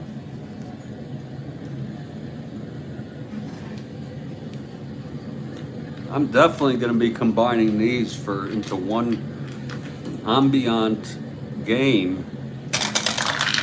Oh, Michael 327, 17-3. It's a G1 gets to it. E27, that's 5. 10-14. That could be trouble. No, he throws him out. Nice play by Gene. And there will be a hitter for Dick Hall. There will be a frickin' hitter for Dick Hall. And it's going to be Elrod. Oh, I've used Hendricks. Yeah. It's going to be Clay Dalrymple, who has some power. Clay hit 3 in 80 at bats. He's an N against right-handers. Aker doesn't allow too many home runs, but Clay Dalrymple,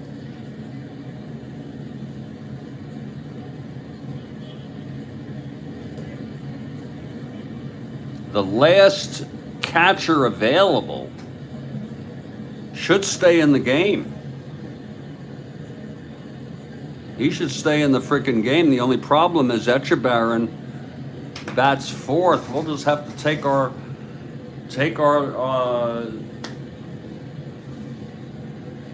try our best here.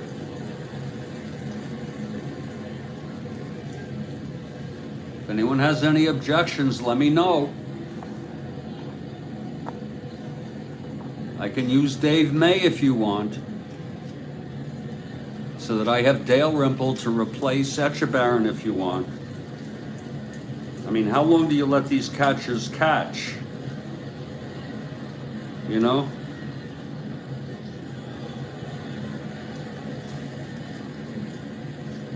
I can use Clay. I can use Dave May. I think better Dave May, even though Dalrymple, 242, it really doesn't matter. He's 238. He's got a better home run ratio, but against my better judgment, I'm going to use Dave May. Okay, folks, I'm going to use Dave May.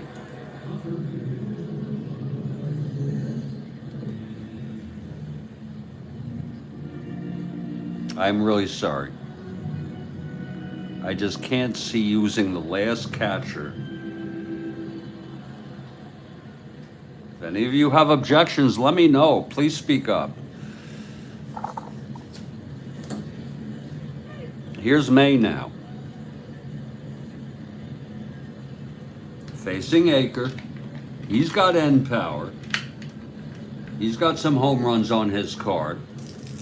Here's Aker with 2 outs. The wind up, the pitch to May. That's 3-8, and it's a base hit by May.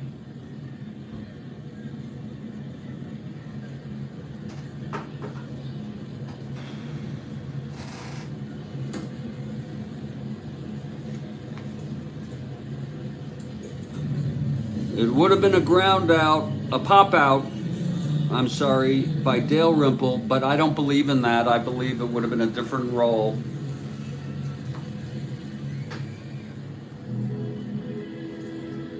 May is on.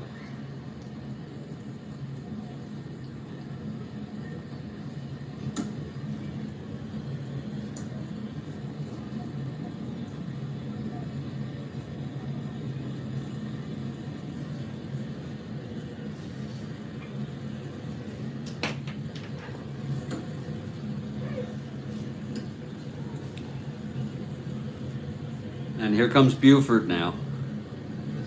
He can end this once and for all. Bottom of the 11th, 2 outs. May, the winning run on first.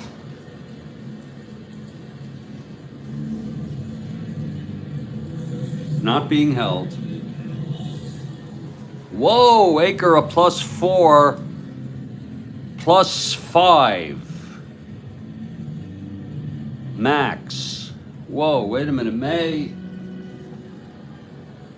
1-13, 1-18, 1-16 with a lead.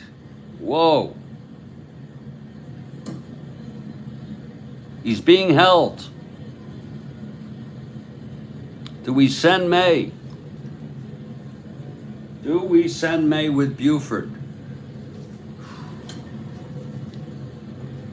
I am so conservative, I'm just going to let him be held without a lead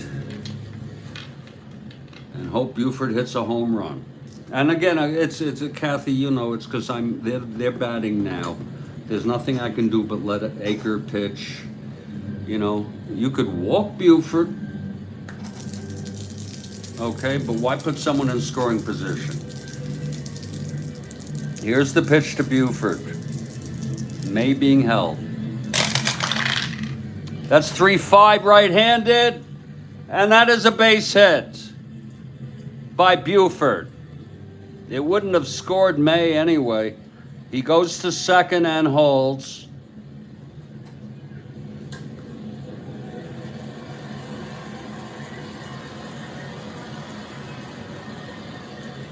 And here's Belanger now.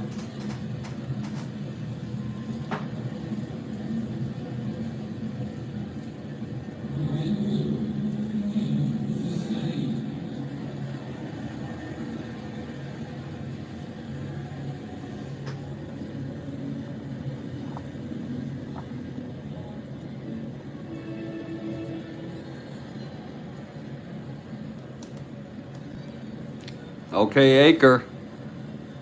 The winning run in scoring position, clutch situation. Buford on first, May on second.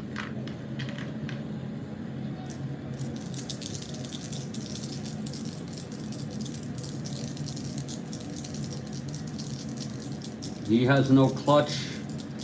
Oh, he does. He has a clutch single to asteroids at 212. Here's the pitch from Aker now.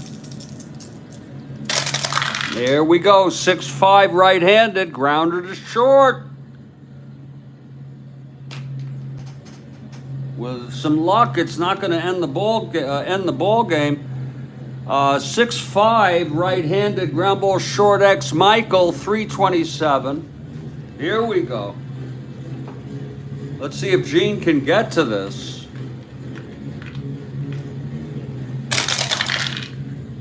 8-3 G3 pound. No one being held with first and second. No one frickin' being held. When you have that with first and second, it changes. We held May, but once it went to first and second, we're not holding anybody. And that's a fact of how I play. I have to say it out loud when there are new configurations on the base paths. Okay, so it is a G3 picked up by Michael, E27, 468. And he throws him out.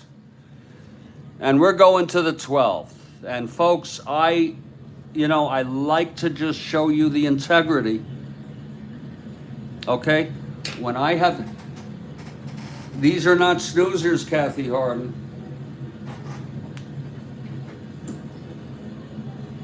This is no frickin' snoozer. Folks, I had May on first being held. But once Buford singled, it was first and second. Who am I going to hold? I have to say it out loud. Exactly, Ben. And I have a house rule that after every change in base running configurations, you have to call the hold out loud. And even when I used to play solitaire,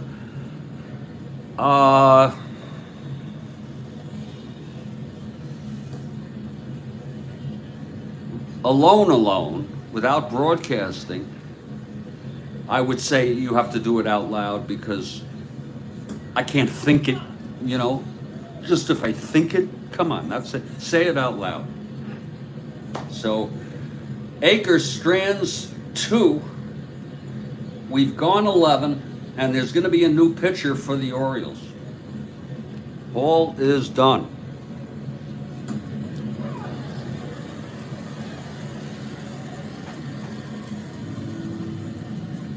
And this is the pitcher's spot here. This is the pitcher's spot. You know what I'm saying? Acre. Where is Acre, by the way? Oh, I hit for Acre. Oh, shit. Did I hit for Acre? Shit, I hit for Acre here. Oh, they need a new pitcher. Holy shit, that was Acre's spot. You remember? Yes or no, folks? I'm not big on these double steals. I hit for Acre. I'd like some help. Okay. This was, we brought in Acre. Yeah. Of course I hit for Acre, sure. 7, 8, 9, 10. He pitched 1 inning.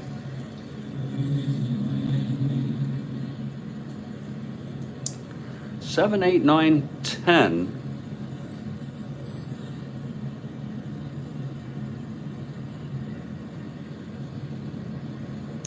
Now I'm really confused. I have 7, 8, 9, 10 innings. Oh, God.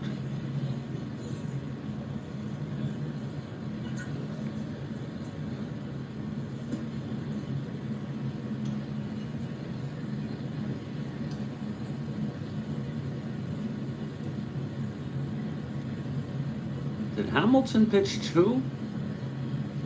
Oh, I am so confused now. Can someone help me out? Acre pitched 1 inning here. But if I used Munson, is that why? Oh, that's why Acre came in. Okay, 7, 8, 9, 10, yes. This is when Acre came in. Acre came in because Munson hit.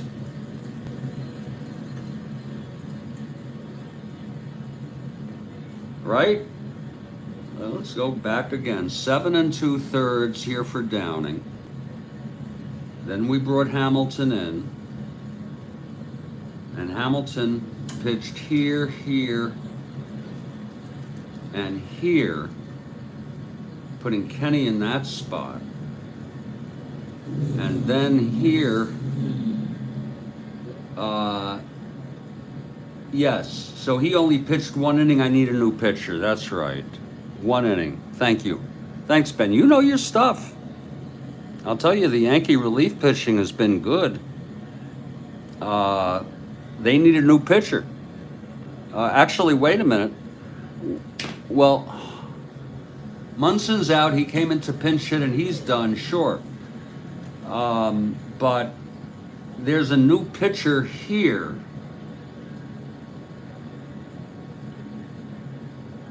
Acre pitched here. This is where Acre came in, yeah. Acre's good. Acre is still in this game. Acre is still in this game. Yeah, but Acre is still in this game. Okay? He is still in this game here.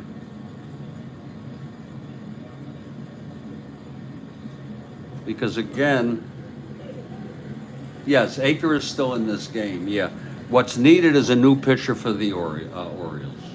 And the Orioles really have no interest in burning out their bullpen.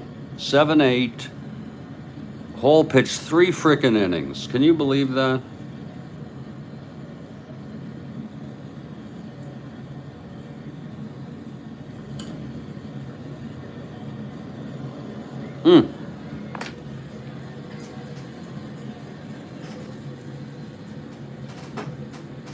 Right.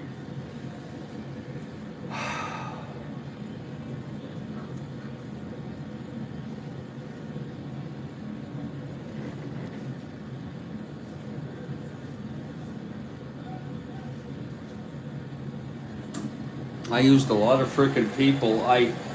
Folks, I hope you don't mind. I'm bringing in Frank Bertania. because again, I'm playing this as if it's a real situation. Earl Weaver used Lopez, Rickert, and Watt in the prior game. Why use them again?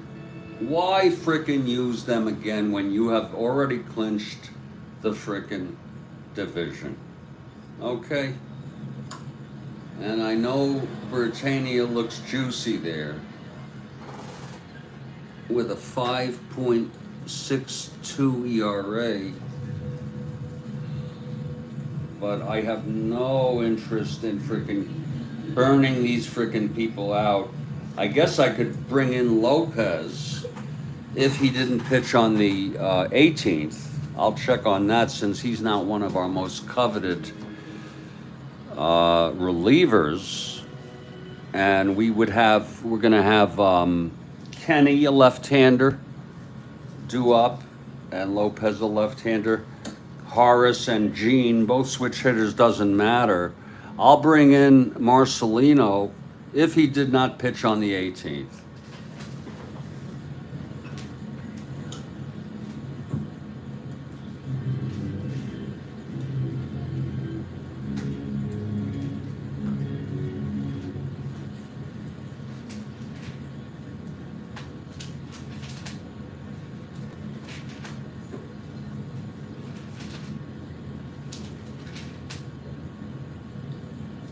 He did not.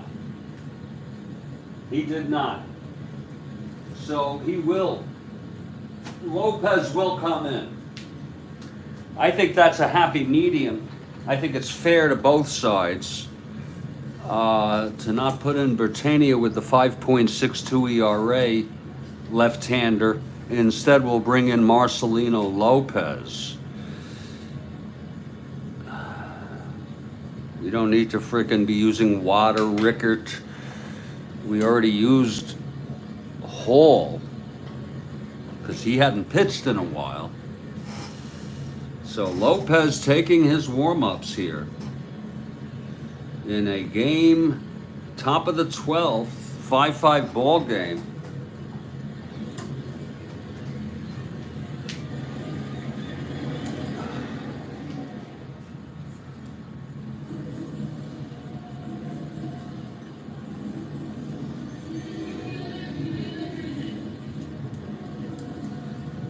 This is going to make for a nice ambient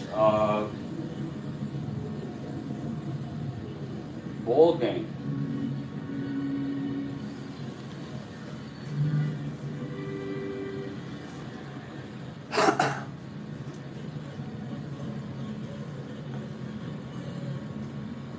All right. All right, Ben Witz, you're a welcome guy here. You're part of our community here. I see you all the frickin' time on Steve Aquaman. I see you at Steve Aquaman. You always participate in text, and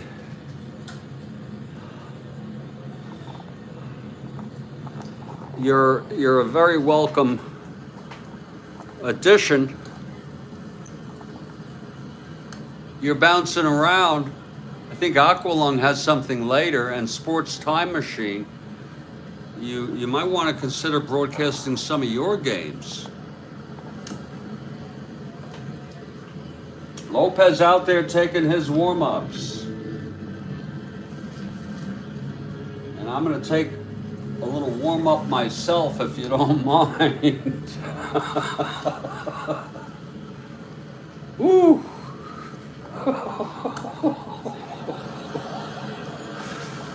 Woo!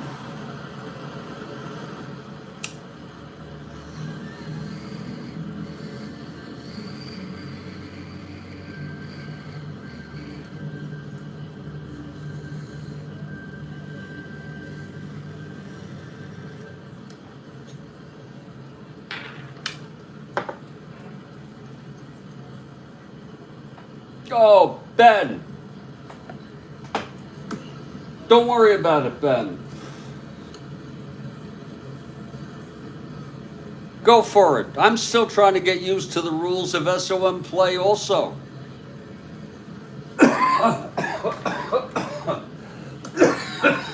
YouTube, Jeffrey Gutterman.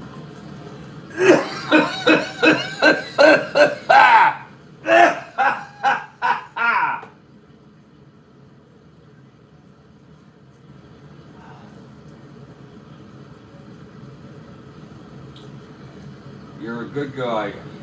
All of you folks are good people, enjoyable people.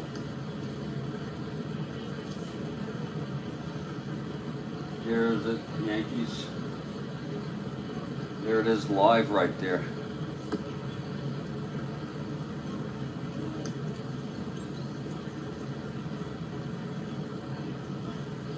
I can't believe, top of the 12th. Isn't she something, Beyonce? Wow.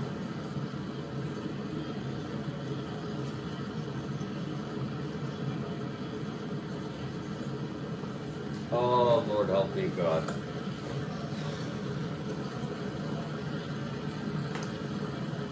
Absolutely, Rick. And the double switch thing, I've always knew about it, but I'm just not, you know, sometimes, you know, the way our brains are hooked up, some of us, sometimes we just are not amenable to certain things, the complexity, you know what I'm saying?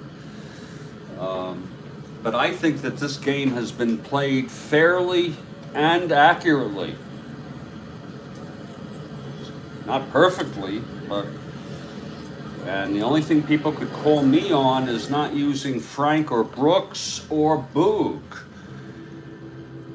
And I'm just telling you that these suckers have the day off. Maybe I'll use one of them. Okay. Frank would probably be the best bet because people don't realize that Brooks only hit 236 this year. People don't realize that he had a, I don't like to talk about it too often, 234. Okay? I don't like to talk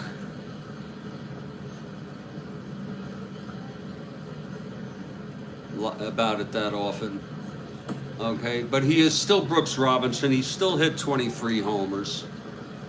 Okay?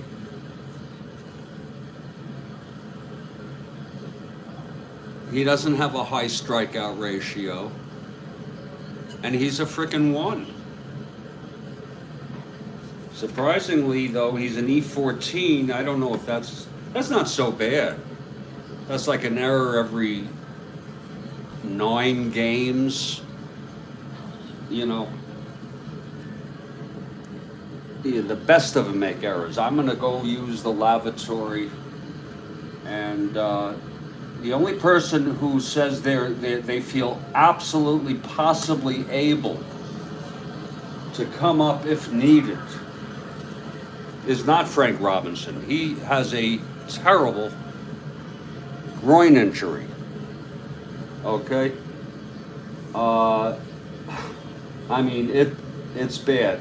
The only person possibly is the left-handed hitter Boog Powell, and I create that in fantasy. That is the last resort, but they don't need to win this game. Don't you understand? As far as the Orioles are concerned, this is an exhibition game, and this game, they should forfeit this game and stop burning out their pitching staff. But the bad PR is just, you know what I'm saying?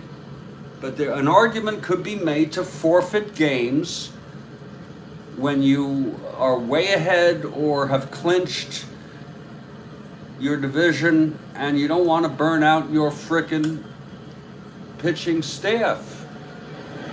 You could forfeit the game.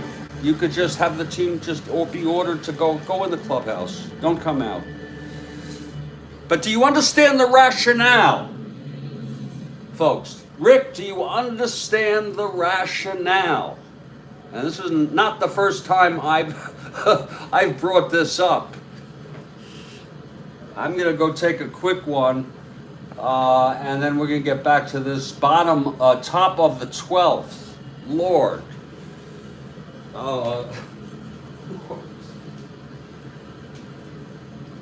Really? I mean,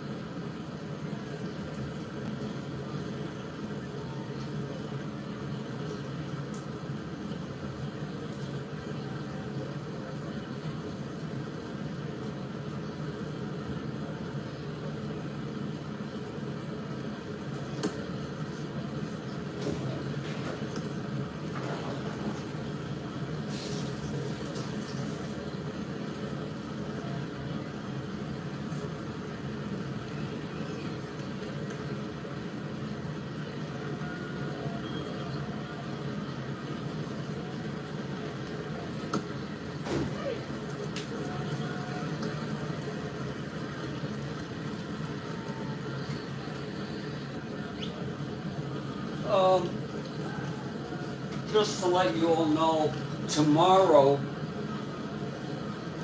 I absolutely have to do a thorough sweep and mop of Studio B. It's overdue.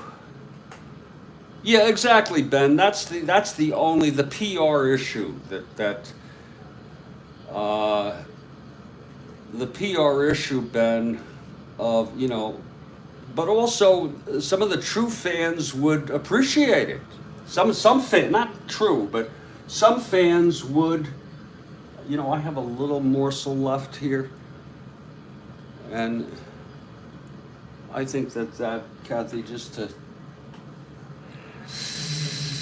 make it a good one. I have a teleconference with a very special person at 4 p.m. Eastern, so this game cannot go.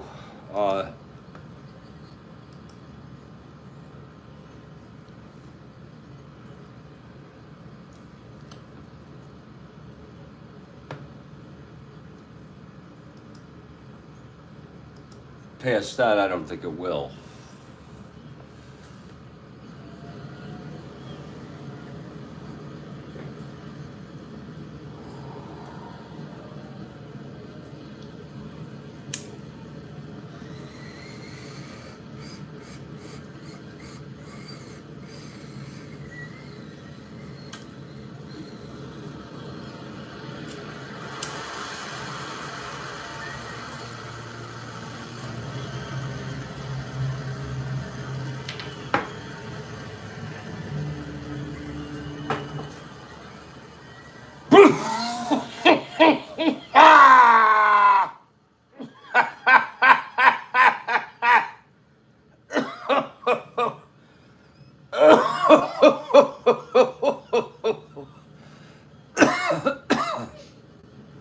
Oh, Rick.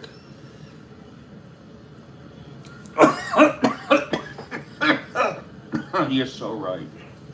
Plus, he always had power. Brooks always had power. In fact, there was one year, wasn't he MVP in '64? AL MVP. Wasn't he frickin'?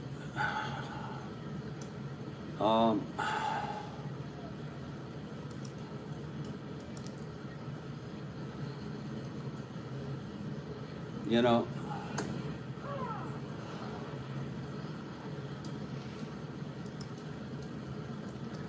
wasn't he frickin' MVP in '64?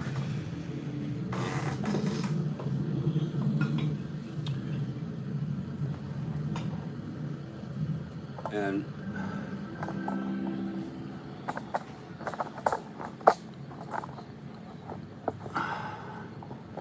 I hope you can tolerate that. So those of you who are anti-weed or don't like weed or don't like even watching people do weed, I understand that. And I ask for your sort of just look the other way and don't count me out. Okay? Don't count me out because of that. Here's Marcelino Lopez. There may be some practices. Thank you, Ben. You see, Ben, you are a, I'm fond of you. I am really getting to be very, very fond of you. It's a personal choice, yeah. This is Marcelino Lopez. And we've talked about Marcelino. You know, when I was a kid, I had a make-believe world. I had my make-believe baseball team, but I also had my make-believe world. And the name of the world was Marcelino. Exactly, Ben. Exactly, Ben.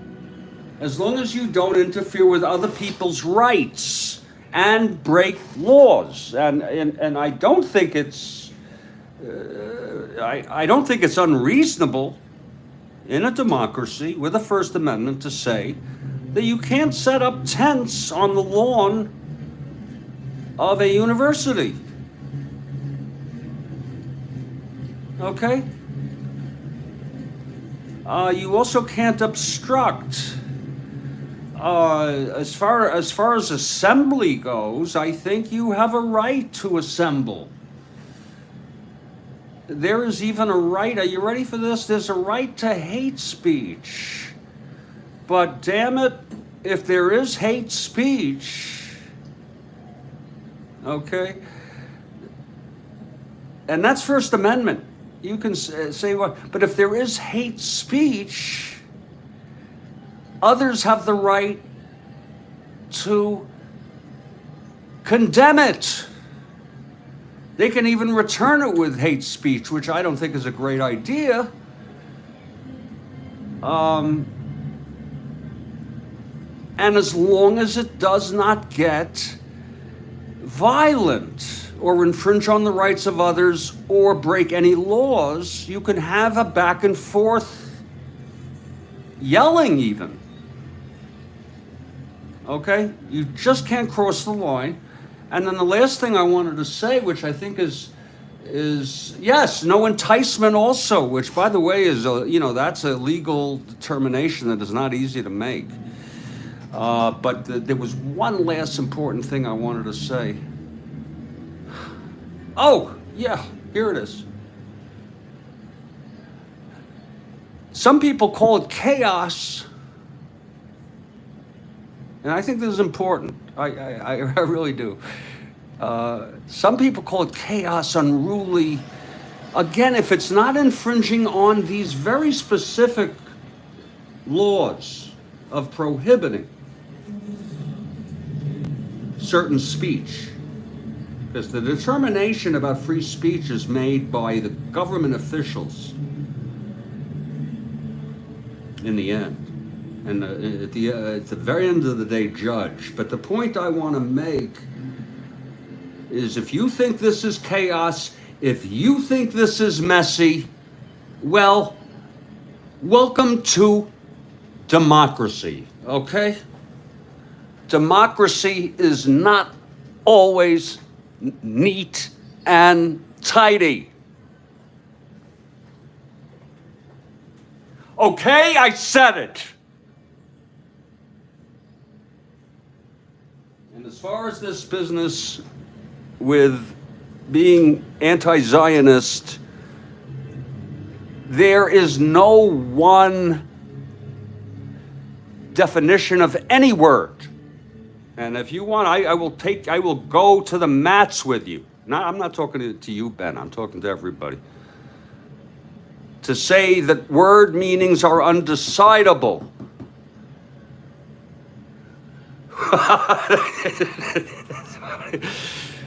Because all you have to define words is other words, so it's a hermeneutic loop. So what Zionism means depends on your definition. And you can entertain multiple. I'm Jewish, but the point I want to say is Zionism. Does it mean I support the state of Israel? Yes. Then call me a Zionist. But then I'm also a Pakistaniist. I'm even a Russianist, a Chinaist. I am for any nation state to have its right to exist. But if you mean, there are other meanings of Zionism, such as, this gets very complicated. Oh, yeah, humanists, absolutely. And I'm Jewish, and, you know, uh, it's a big discussion, folks. I'm agnostic. I'm an agnostic Jew. What does it mean I'm Jewish? I'm born to parents whose parents claim to be Jewish and maybe followed the Jewish faith for maybe, I mean, it goes before Jesus. Okay? But I'm agnostic, and my loyalty is to one country, but I'm not hyper nationalist. But if I have to have a loyalty, I am a U.S. citizen. I have no patriotic loyalty to any other nation, including Israel, just because I'm Jewish. If you want to, if the rest of you want to do that, if you're Jewish and you want to do that.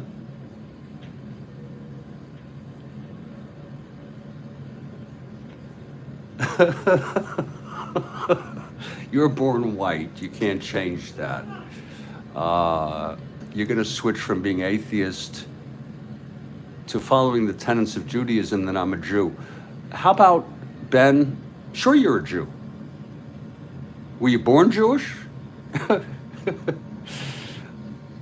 In other words, atheism to me has nothing to do with which religion we're talking about. If I was Catholic, if I was Christian, if I was Muslim, I'd probably be, the way my brain is hooked up, agnostic.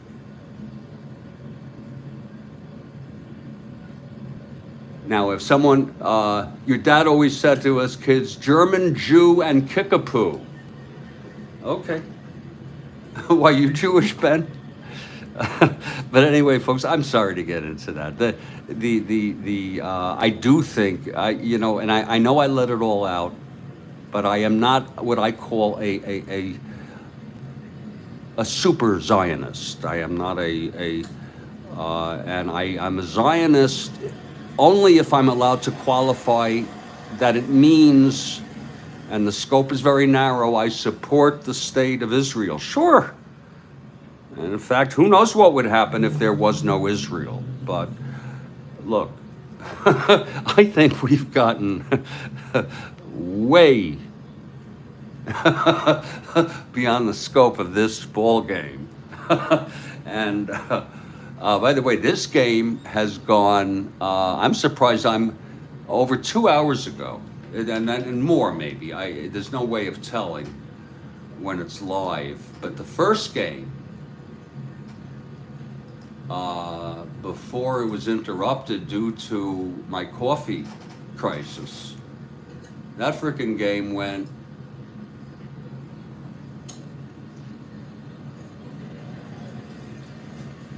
where the hell is it? Oh, 2 hours and 50 minutes. Oh, okay, 2 hours and 50 minutes, and this is 2 hours and 40 minutes. That's over 5 hours. I have at 4 o'clock. I have a call. That's getting me a little anxious, but let's go ahead. Okay, let's go ahead with this ball game.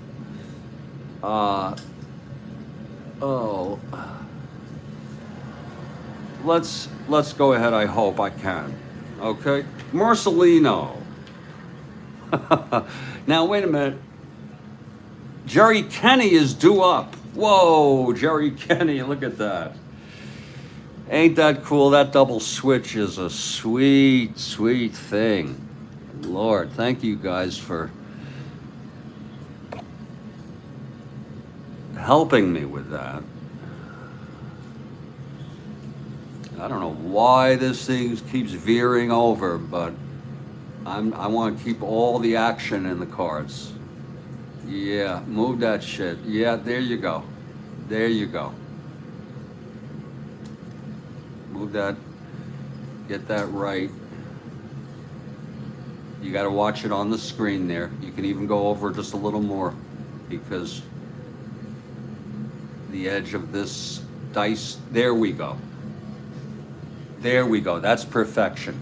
That's amore. Okay. Kenny leading it off here in the top of the 12th. It's Kenny. Whoops.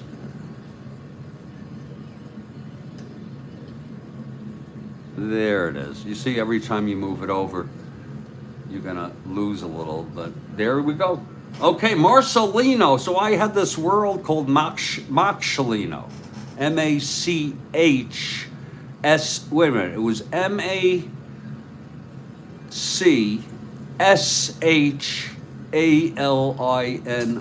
Machelino was the planet. Machelino land was the biggest country, and then there was a country called Kalon with a K, which was a smaller country trying to be democratic, but it was ruled by Machelino land, which was a country, but it was basically the whole planet. The whole planet is called Machelino. And now we have someone who sounds like that, Marcelino.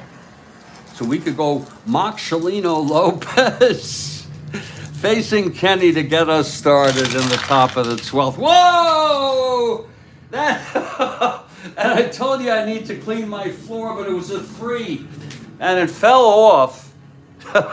It fell down. We'll watch that again. 3-11 left-handed, and that's a slash.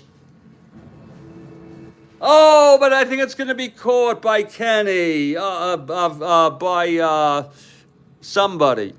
3-11 slash with a 16. Ain't that a kick in the frickin' teeth? It's caught by Davy Johnson. It was a screaming line frickin' drive. And Johnson, one of the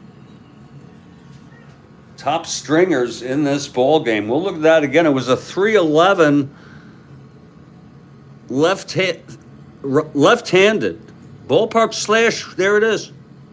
There it is. And we got 16, and you know he's left-handed. And we just want to make sure we're doing it right. 1-11, it was a 16. That's going to be a liner to Davy. A liner to Davy. And that's one away. And here comes Horace. Horace had that big, huge home run. If some of you remember, that was to start off that big 3-run. What a ball game it's been. I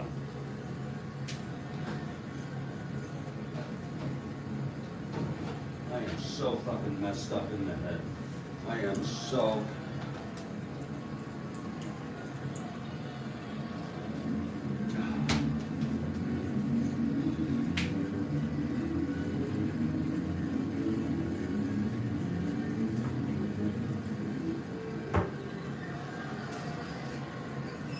so fucking messed up.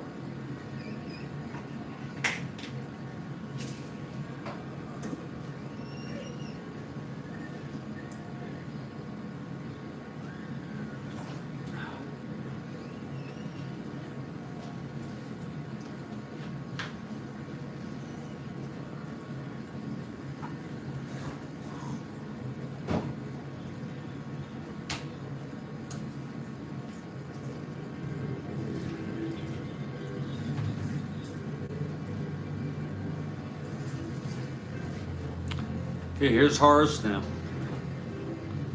Got the yard for the Yankees. Top of the 12th. 5-5 ball game. Here's Marcelino Lopez. And the pitch to Haas. That's going to be 6-11. Switch hitter batting right. And he grounds it to third for Floyd. And that's 2 away.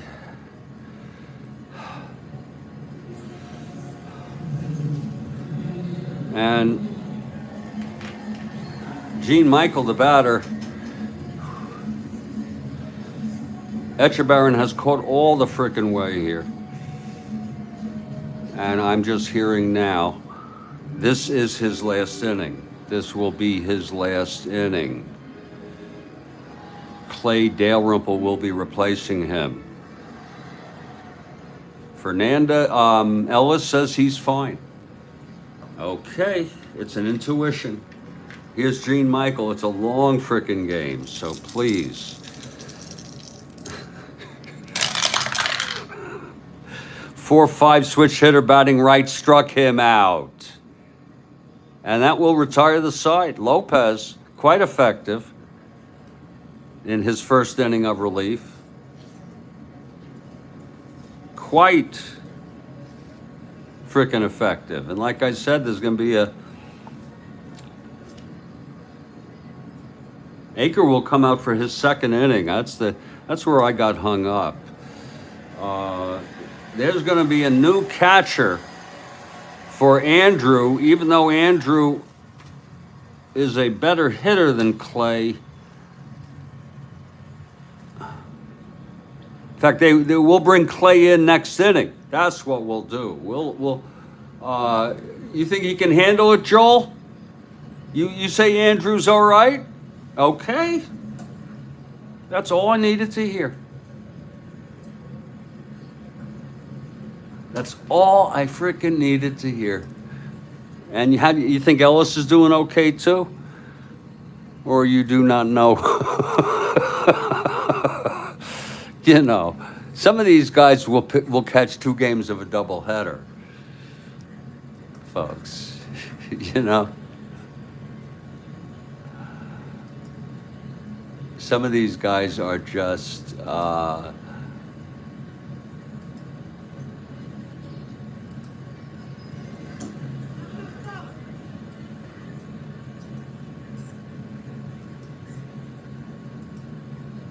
Andrew was a average, if you don't mind me saying, an average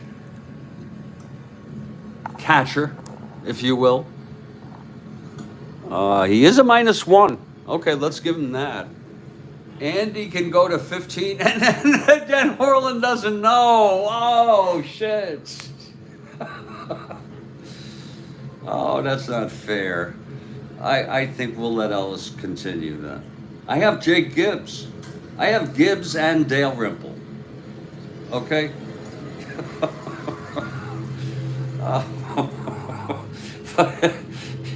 This guy was, you know, I kind of liked it, you know. They had Etchebarren and Hendricks. They basically platooned. And they had Dalrymple, a third catcher. Someone was always healthy enough to catch. Okay, there were times when Hendricks was out, when Etchebarren was out. You know, you take a lot of, you know, every catcher needs a little time off. There are some that were just workhorses, weren't they? I'd have to go check. I think Bench was pretty much of a workhorse. Yeah, you have people like, what's that guy named Ryan? Is he on the Phillies this year?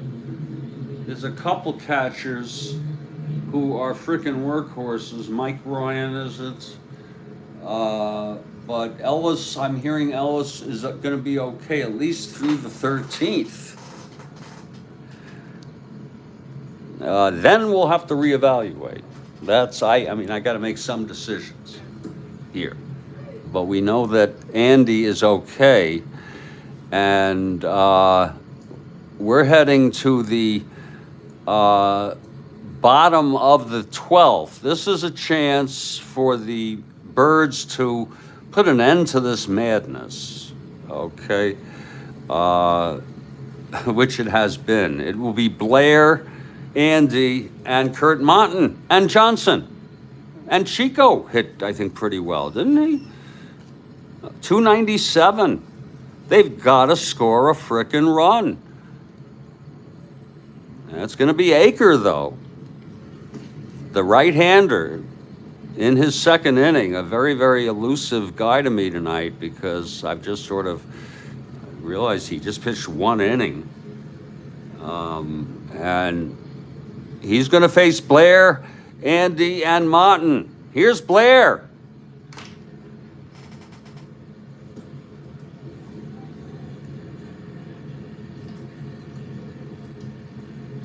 Blair steps into the batter's box.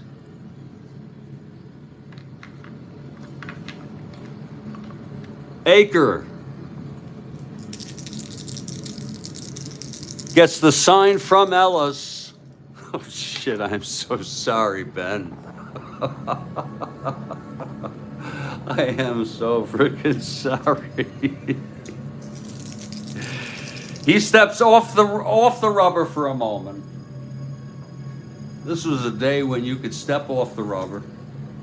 You could frickin' do whatever the hell you wanted.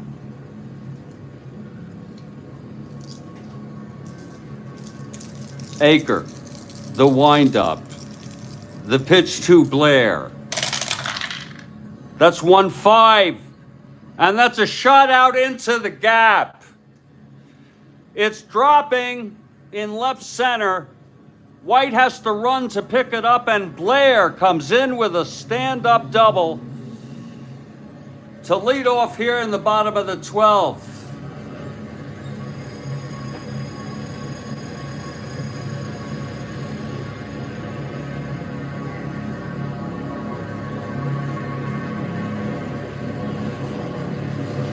Oh my, oh my. Whoa. Oh, Kathy, easy now. Kathy, easy now.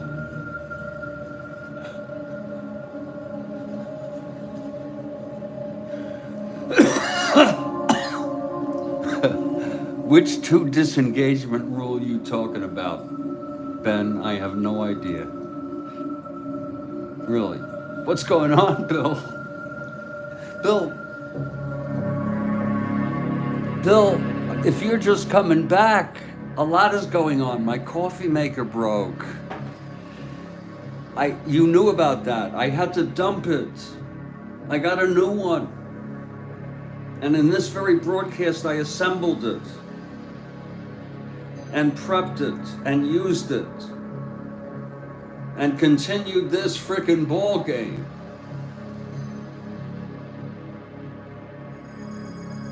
Oh, I mean, it's insane. It's insane. I just can't take it anymore. I say, you know what?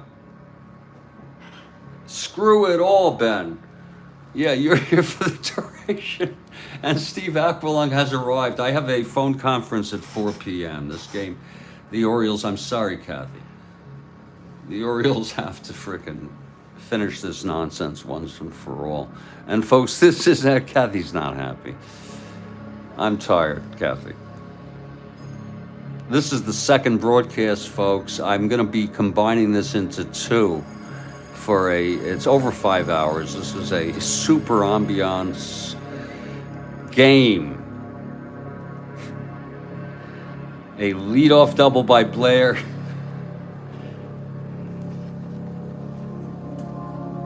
And here comes Andrew now.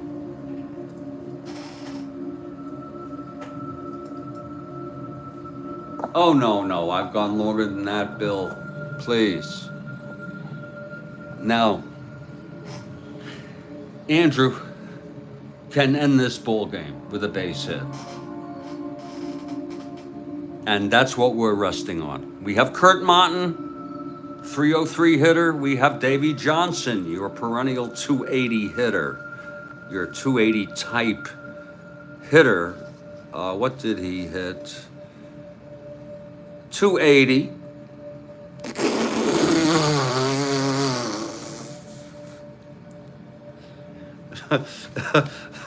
So I think we're going to have Andrew. He's a debunter. I think we're gonna have Andrew. Oh no, Bill. Bill. Not again. Oh no.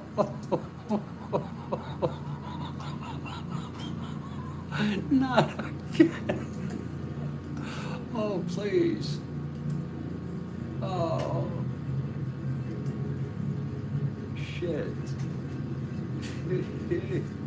Not again. Oh my goodness.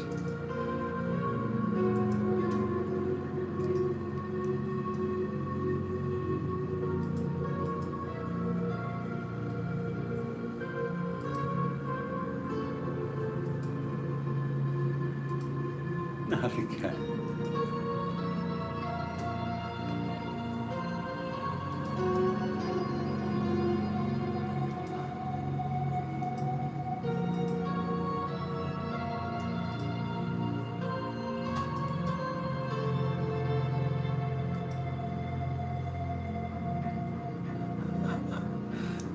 Take a good thing and make a joke out of it.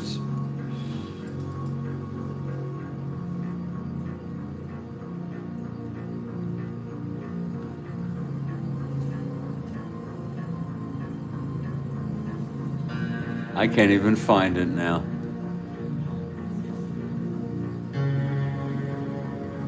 I can't even find it. You know? And I can't find the good blow up. For some reason, I can't even get that good blow up right now.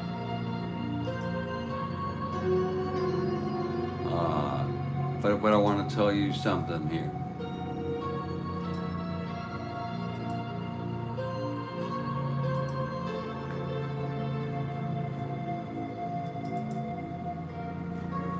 Was that Don Mossy was a good man.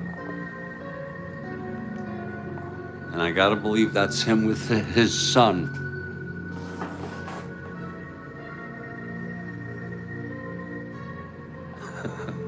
And I don't think there's any room for jokes.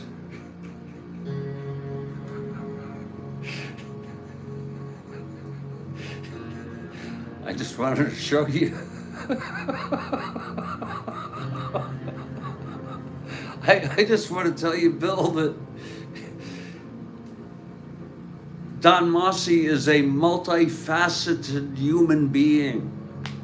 Okay? Okay? He was good. Wasn't he on the Tigers? Wasn't he on the 61 Tigers? I am really sorry. It's just...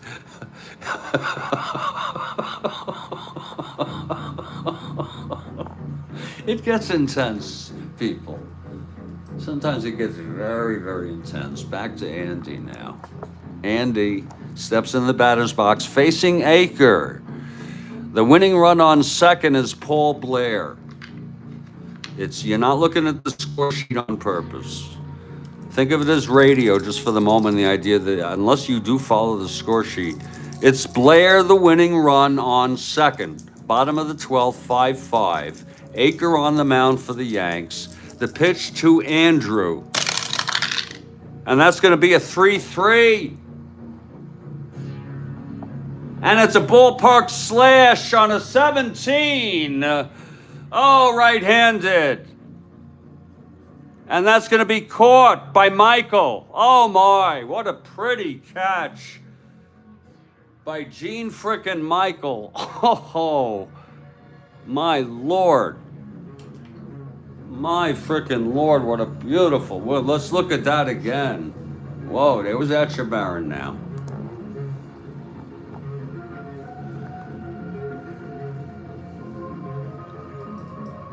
Etchebarren at the plate.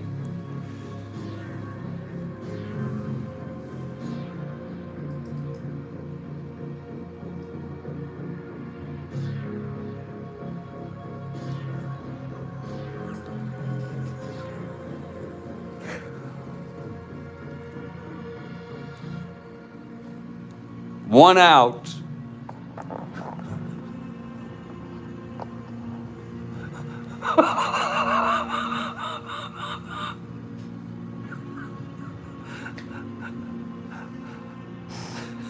It was a screaming liner. If you look at it, 3-3. That's a slash. Right-hander. 17. That's a liner to the shortstop. That was caught by Michael. A beautiful catch, mind you.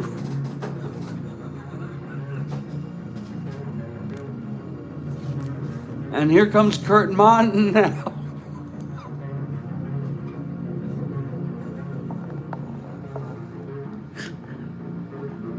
I could use...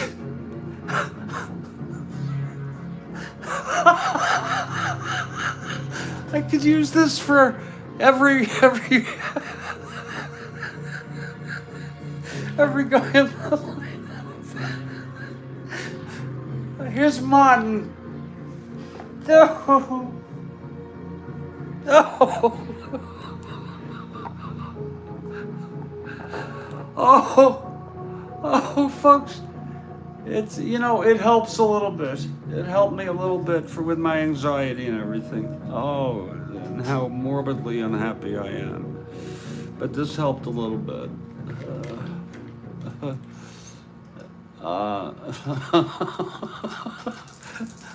They called him Stick. You're right. You're right. I was having trouble remembering that. Rick. I forgot what his nickname was, and it's Stick. It's not the Stick or anything like that. It was just Stick. Here's Martin now. Aker from the stretch, trying to get out of this. Winning run on scoring position. Pitch to Martin, 2-9, right-handed. Grounds to short, P. Stick.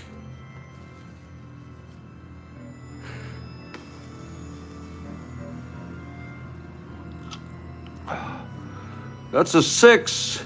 It's hit the stick. Runner holds. A 2-9 right-handed, and that is as accurate as you frickin' get. Stick.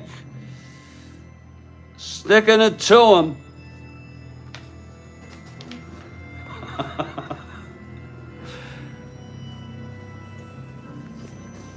Clutch situation. Davey could end this. Kathy, I guess I can continue going until my teleconference. I'm going to need 15 minutes to prepare for it. So I'm going to be going at least about 20 minutes more. And if need be, there'd be a third broadcast, and I hope it would be this evening. Because, you know, I do the best I can. I'm human. And here is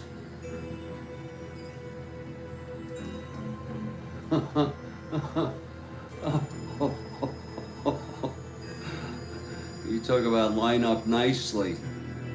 I'm gonna line that up so nicely.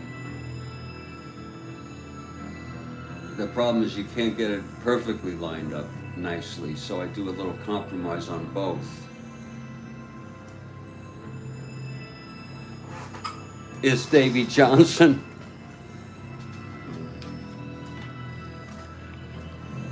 Davey Johnson is coming to the plate, ladies and gentlemen, with 2 outs, bottom of the ninth, 12th. There's Davey. Get that lined up there.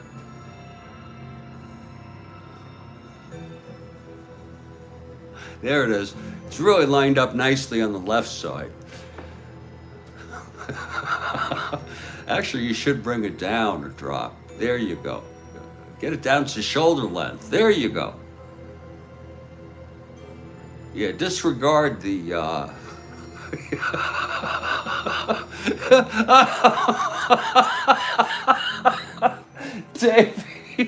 Davy Johnson, clutch situation. Kathy, oh God, I just don't know anymore. Here's Aker with 2 outs. It's Belanger on second. He had the lead off. Blair, I'm sorry, had the lead off double. Here's Aker now. The pitch to Davy. That's 211. It's a ballpark slash. It's not gonna bring him home no matter what. It's an 11, right-handed.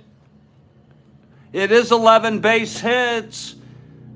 And Blair goes to third and holds. Oh, what a pretty play that was, if I must say, on the 211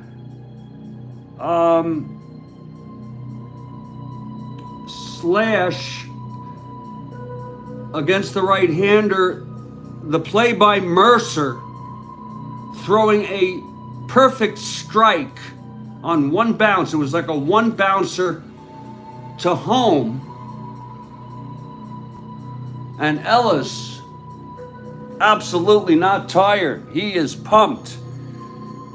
It was a single one asteroid, and it's just going to prolong the misery. Here's Chico now.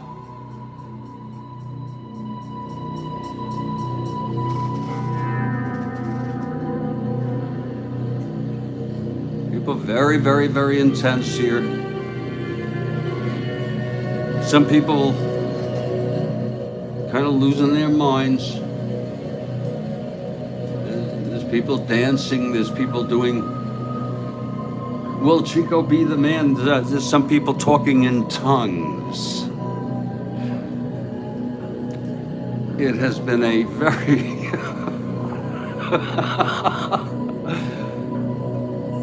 Kenyon has posited the question of the day, will Chico be the man? And ladies and gentlemen, here comes Chico Salmon.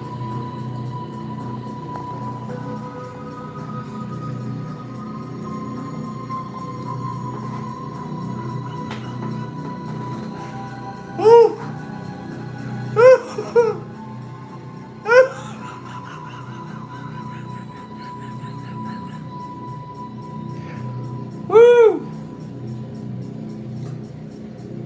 Chico. He looks like a Chico. He steps in the batter's box. Aker now.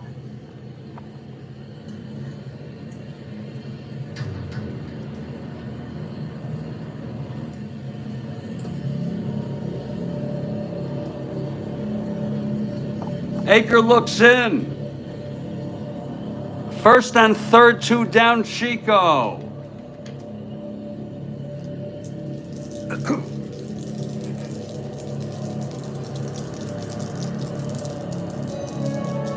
Aker gets the sign from Ellis.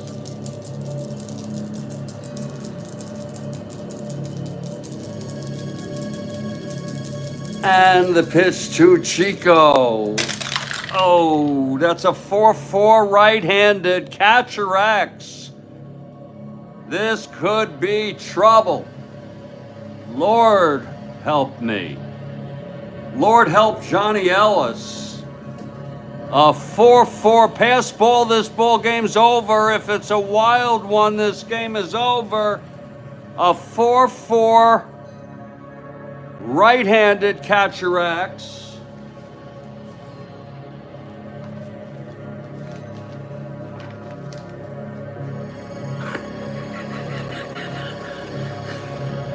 Bill Ivamy looking for some PP. Ivamy wants the Orioles. Kathy Harden in anticipation. Ellis, 4-6. Remember, Joel Horland said he didn't know about Ellis. Well, let's see what he's got. On the catcher X, Ellis, 4-6. 19-4. It's a G3 dribbler. Ellis, a 6. 4-8-12. And he picks it up and he throws Chico out. And the side is retired.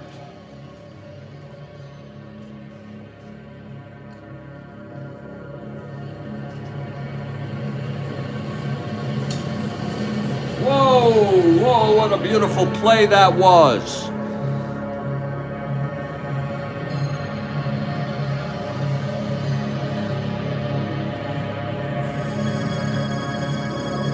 Oh, what a fucking play that was.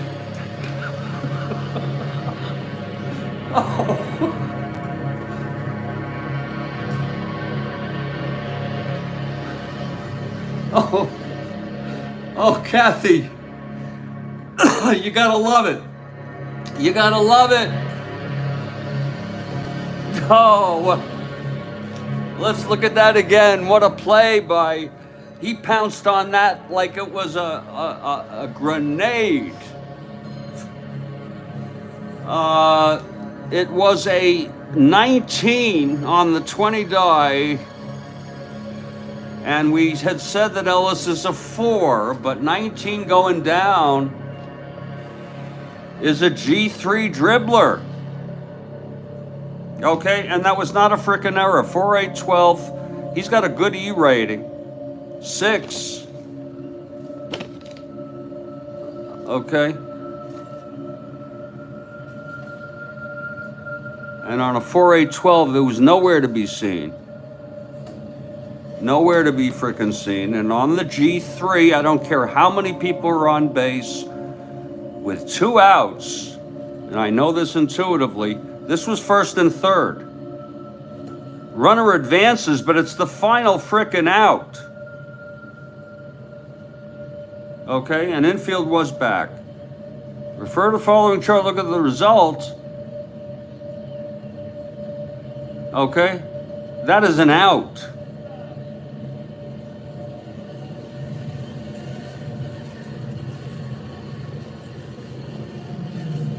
And now he knows. That's an out. That's how I read that.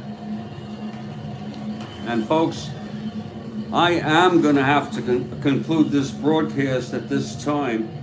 Isn't that an out? You don't have a runner advance on a clean G3.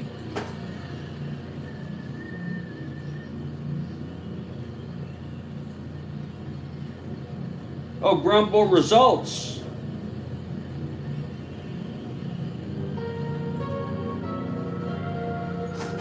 Batter is out, folks. It's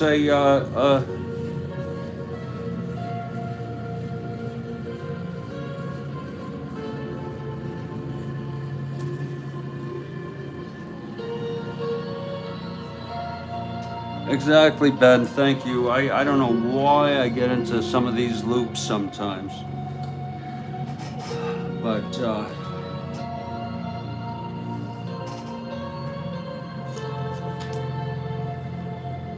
we're going to go to the 13th, but not right now, folks. This is going to be part 2. This will be a 3-parter put into 1 for anybody who ever can't. On to the 13th, yeah. Thank you, Bill. Thanks for the support. Thanks for letting me all know what's going on. Glad you came back, Bill. This game is not over. In fact, it's just getting started, and when it does, I can't believe there's Akers' position right here. That was only his second inning. It's going to be White, Mercer, and Fernandez, and look at that, Marcelino is still in this ball game. Very careful. It's 5-5 through 12. I have enjoyed this very much. You want to know what time I might come back?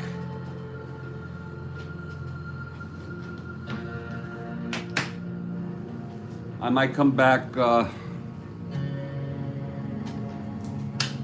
don't know about if I'm, maybe tonight if my call goes well. Which no reason it shouldn't, maybe tonight. Okay. Ballpark?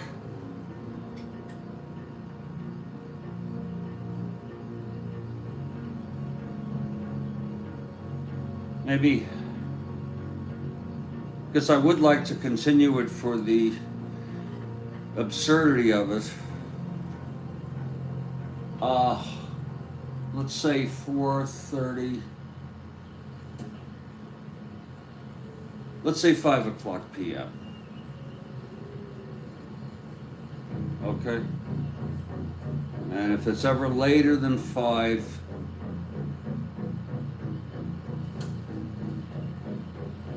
folks, in fact, I'll set it up now for 5. If it's later, I'll move it up to increments every 15 minutes if it's late. I don't see any reason why things won't go great.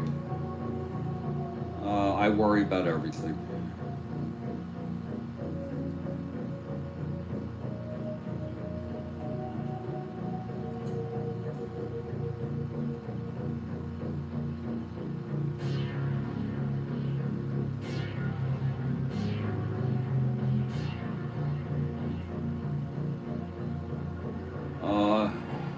Let me try to embrace everything.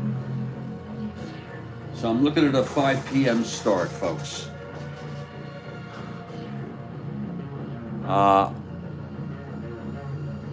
And I want to thank you all so much. Take care now.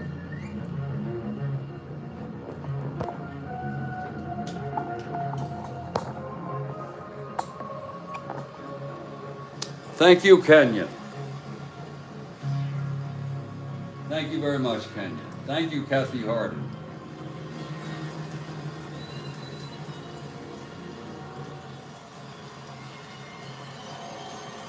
Thank you.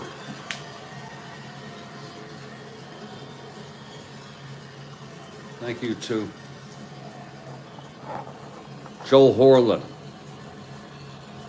Ben Witz. And when you have your wits about you, things are always a lot of fun. Rick DeBar, Bill Ivamy,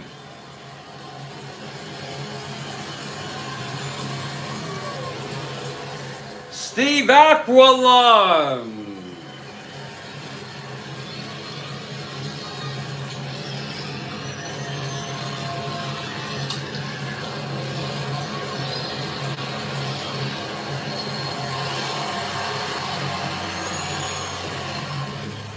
Philip Reynolds,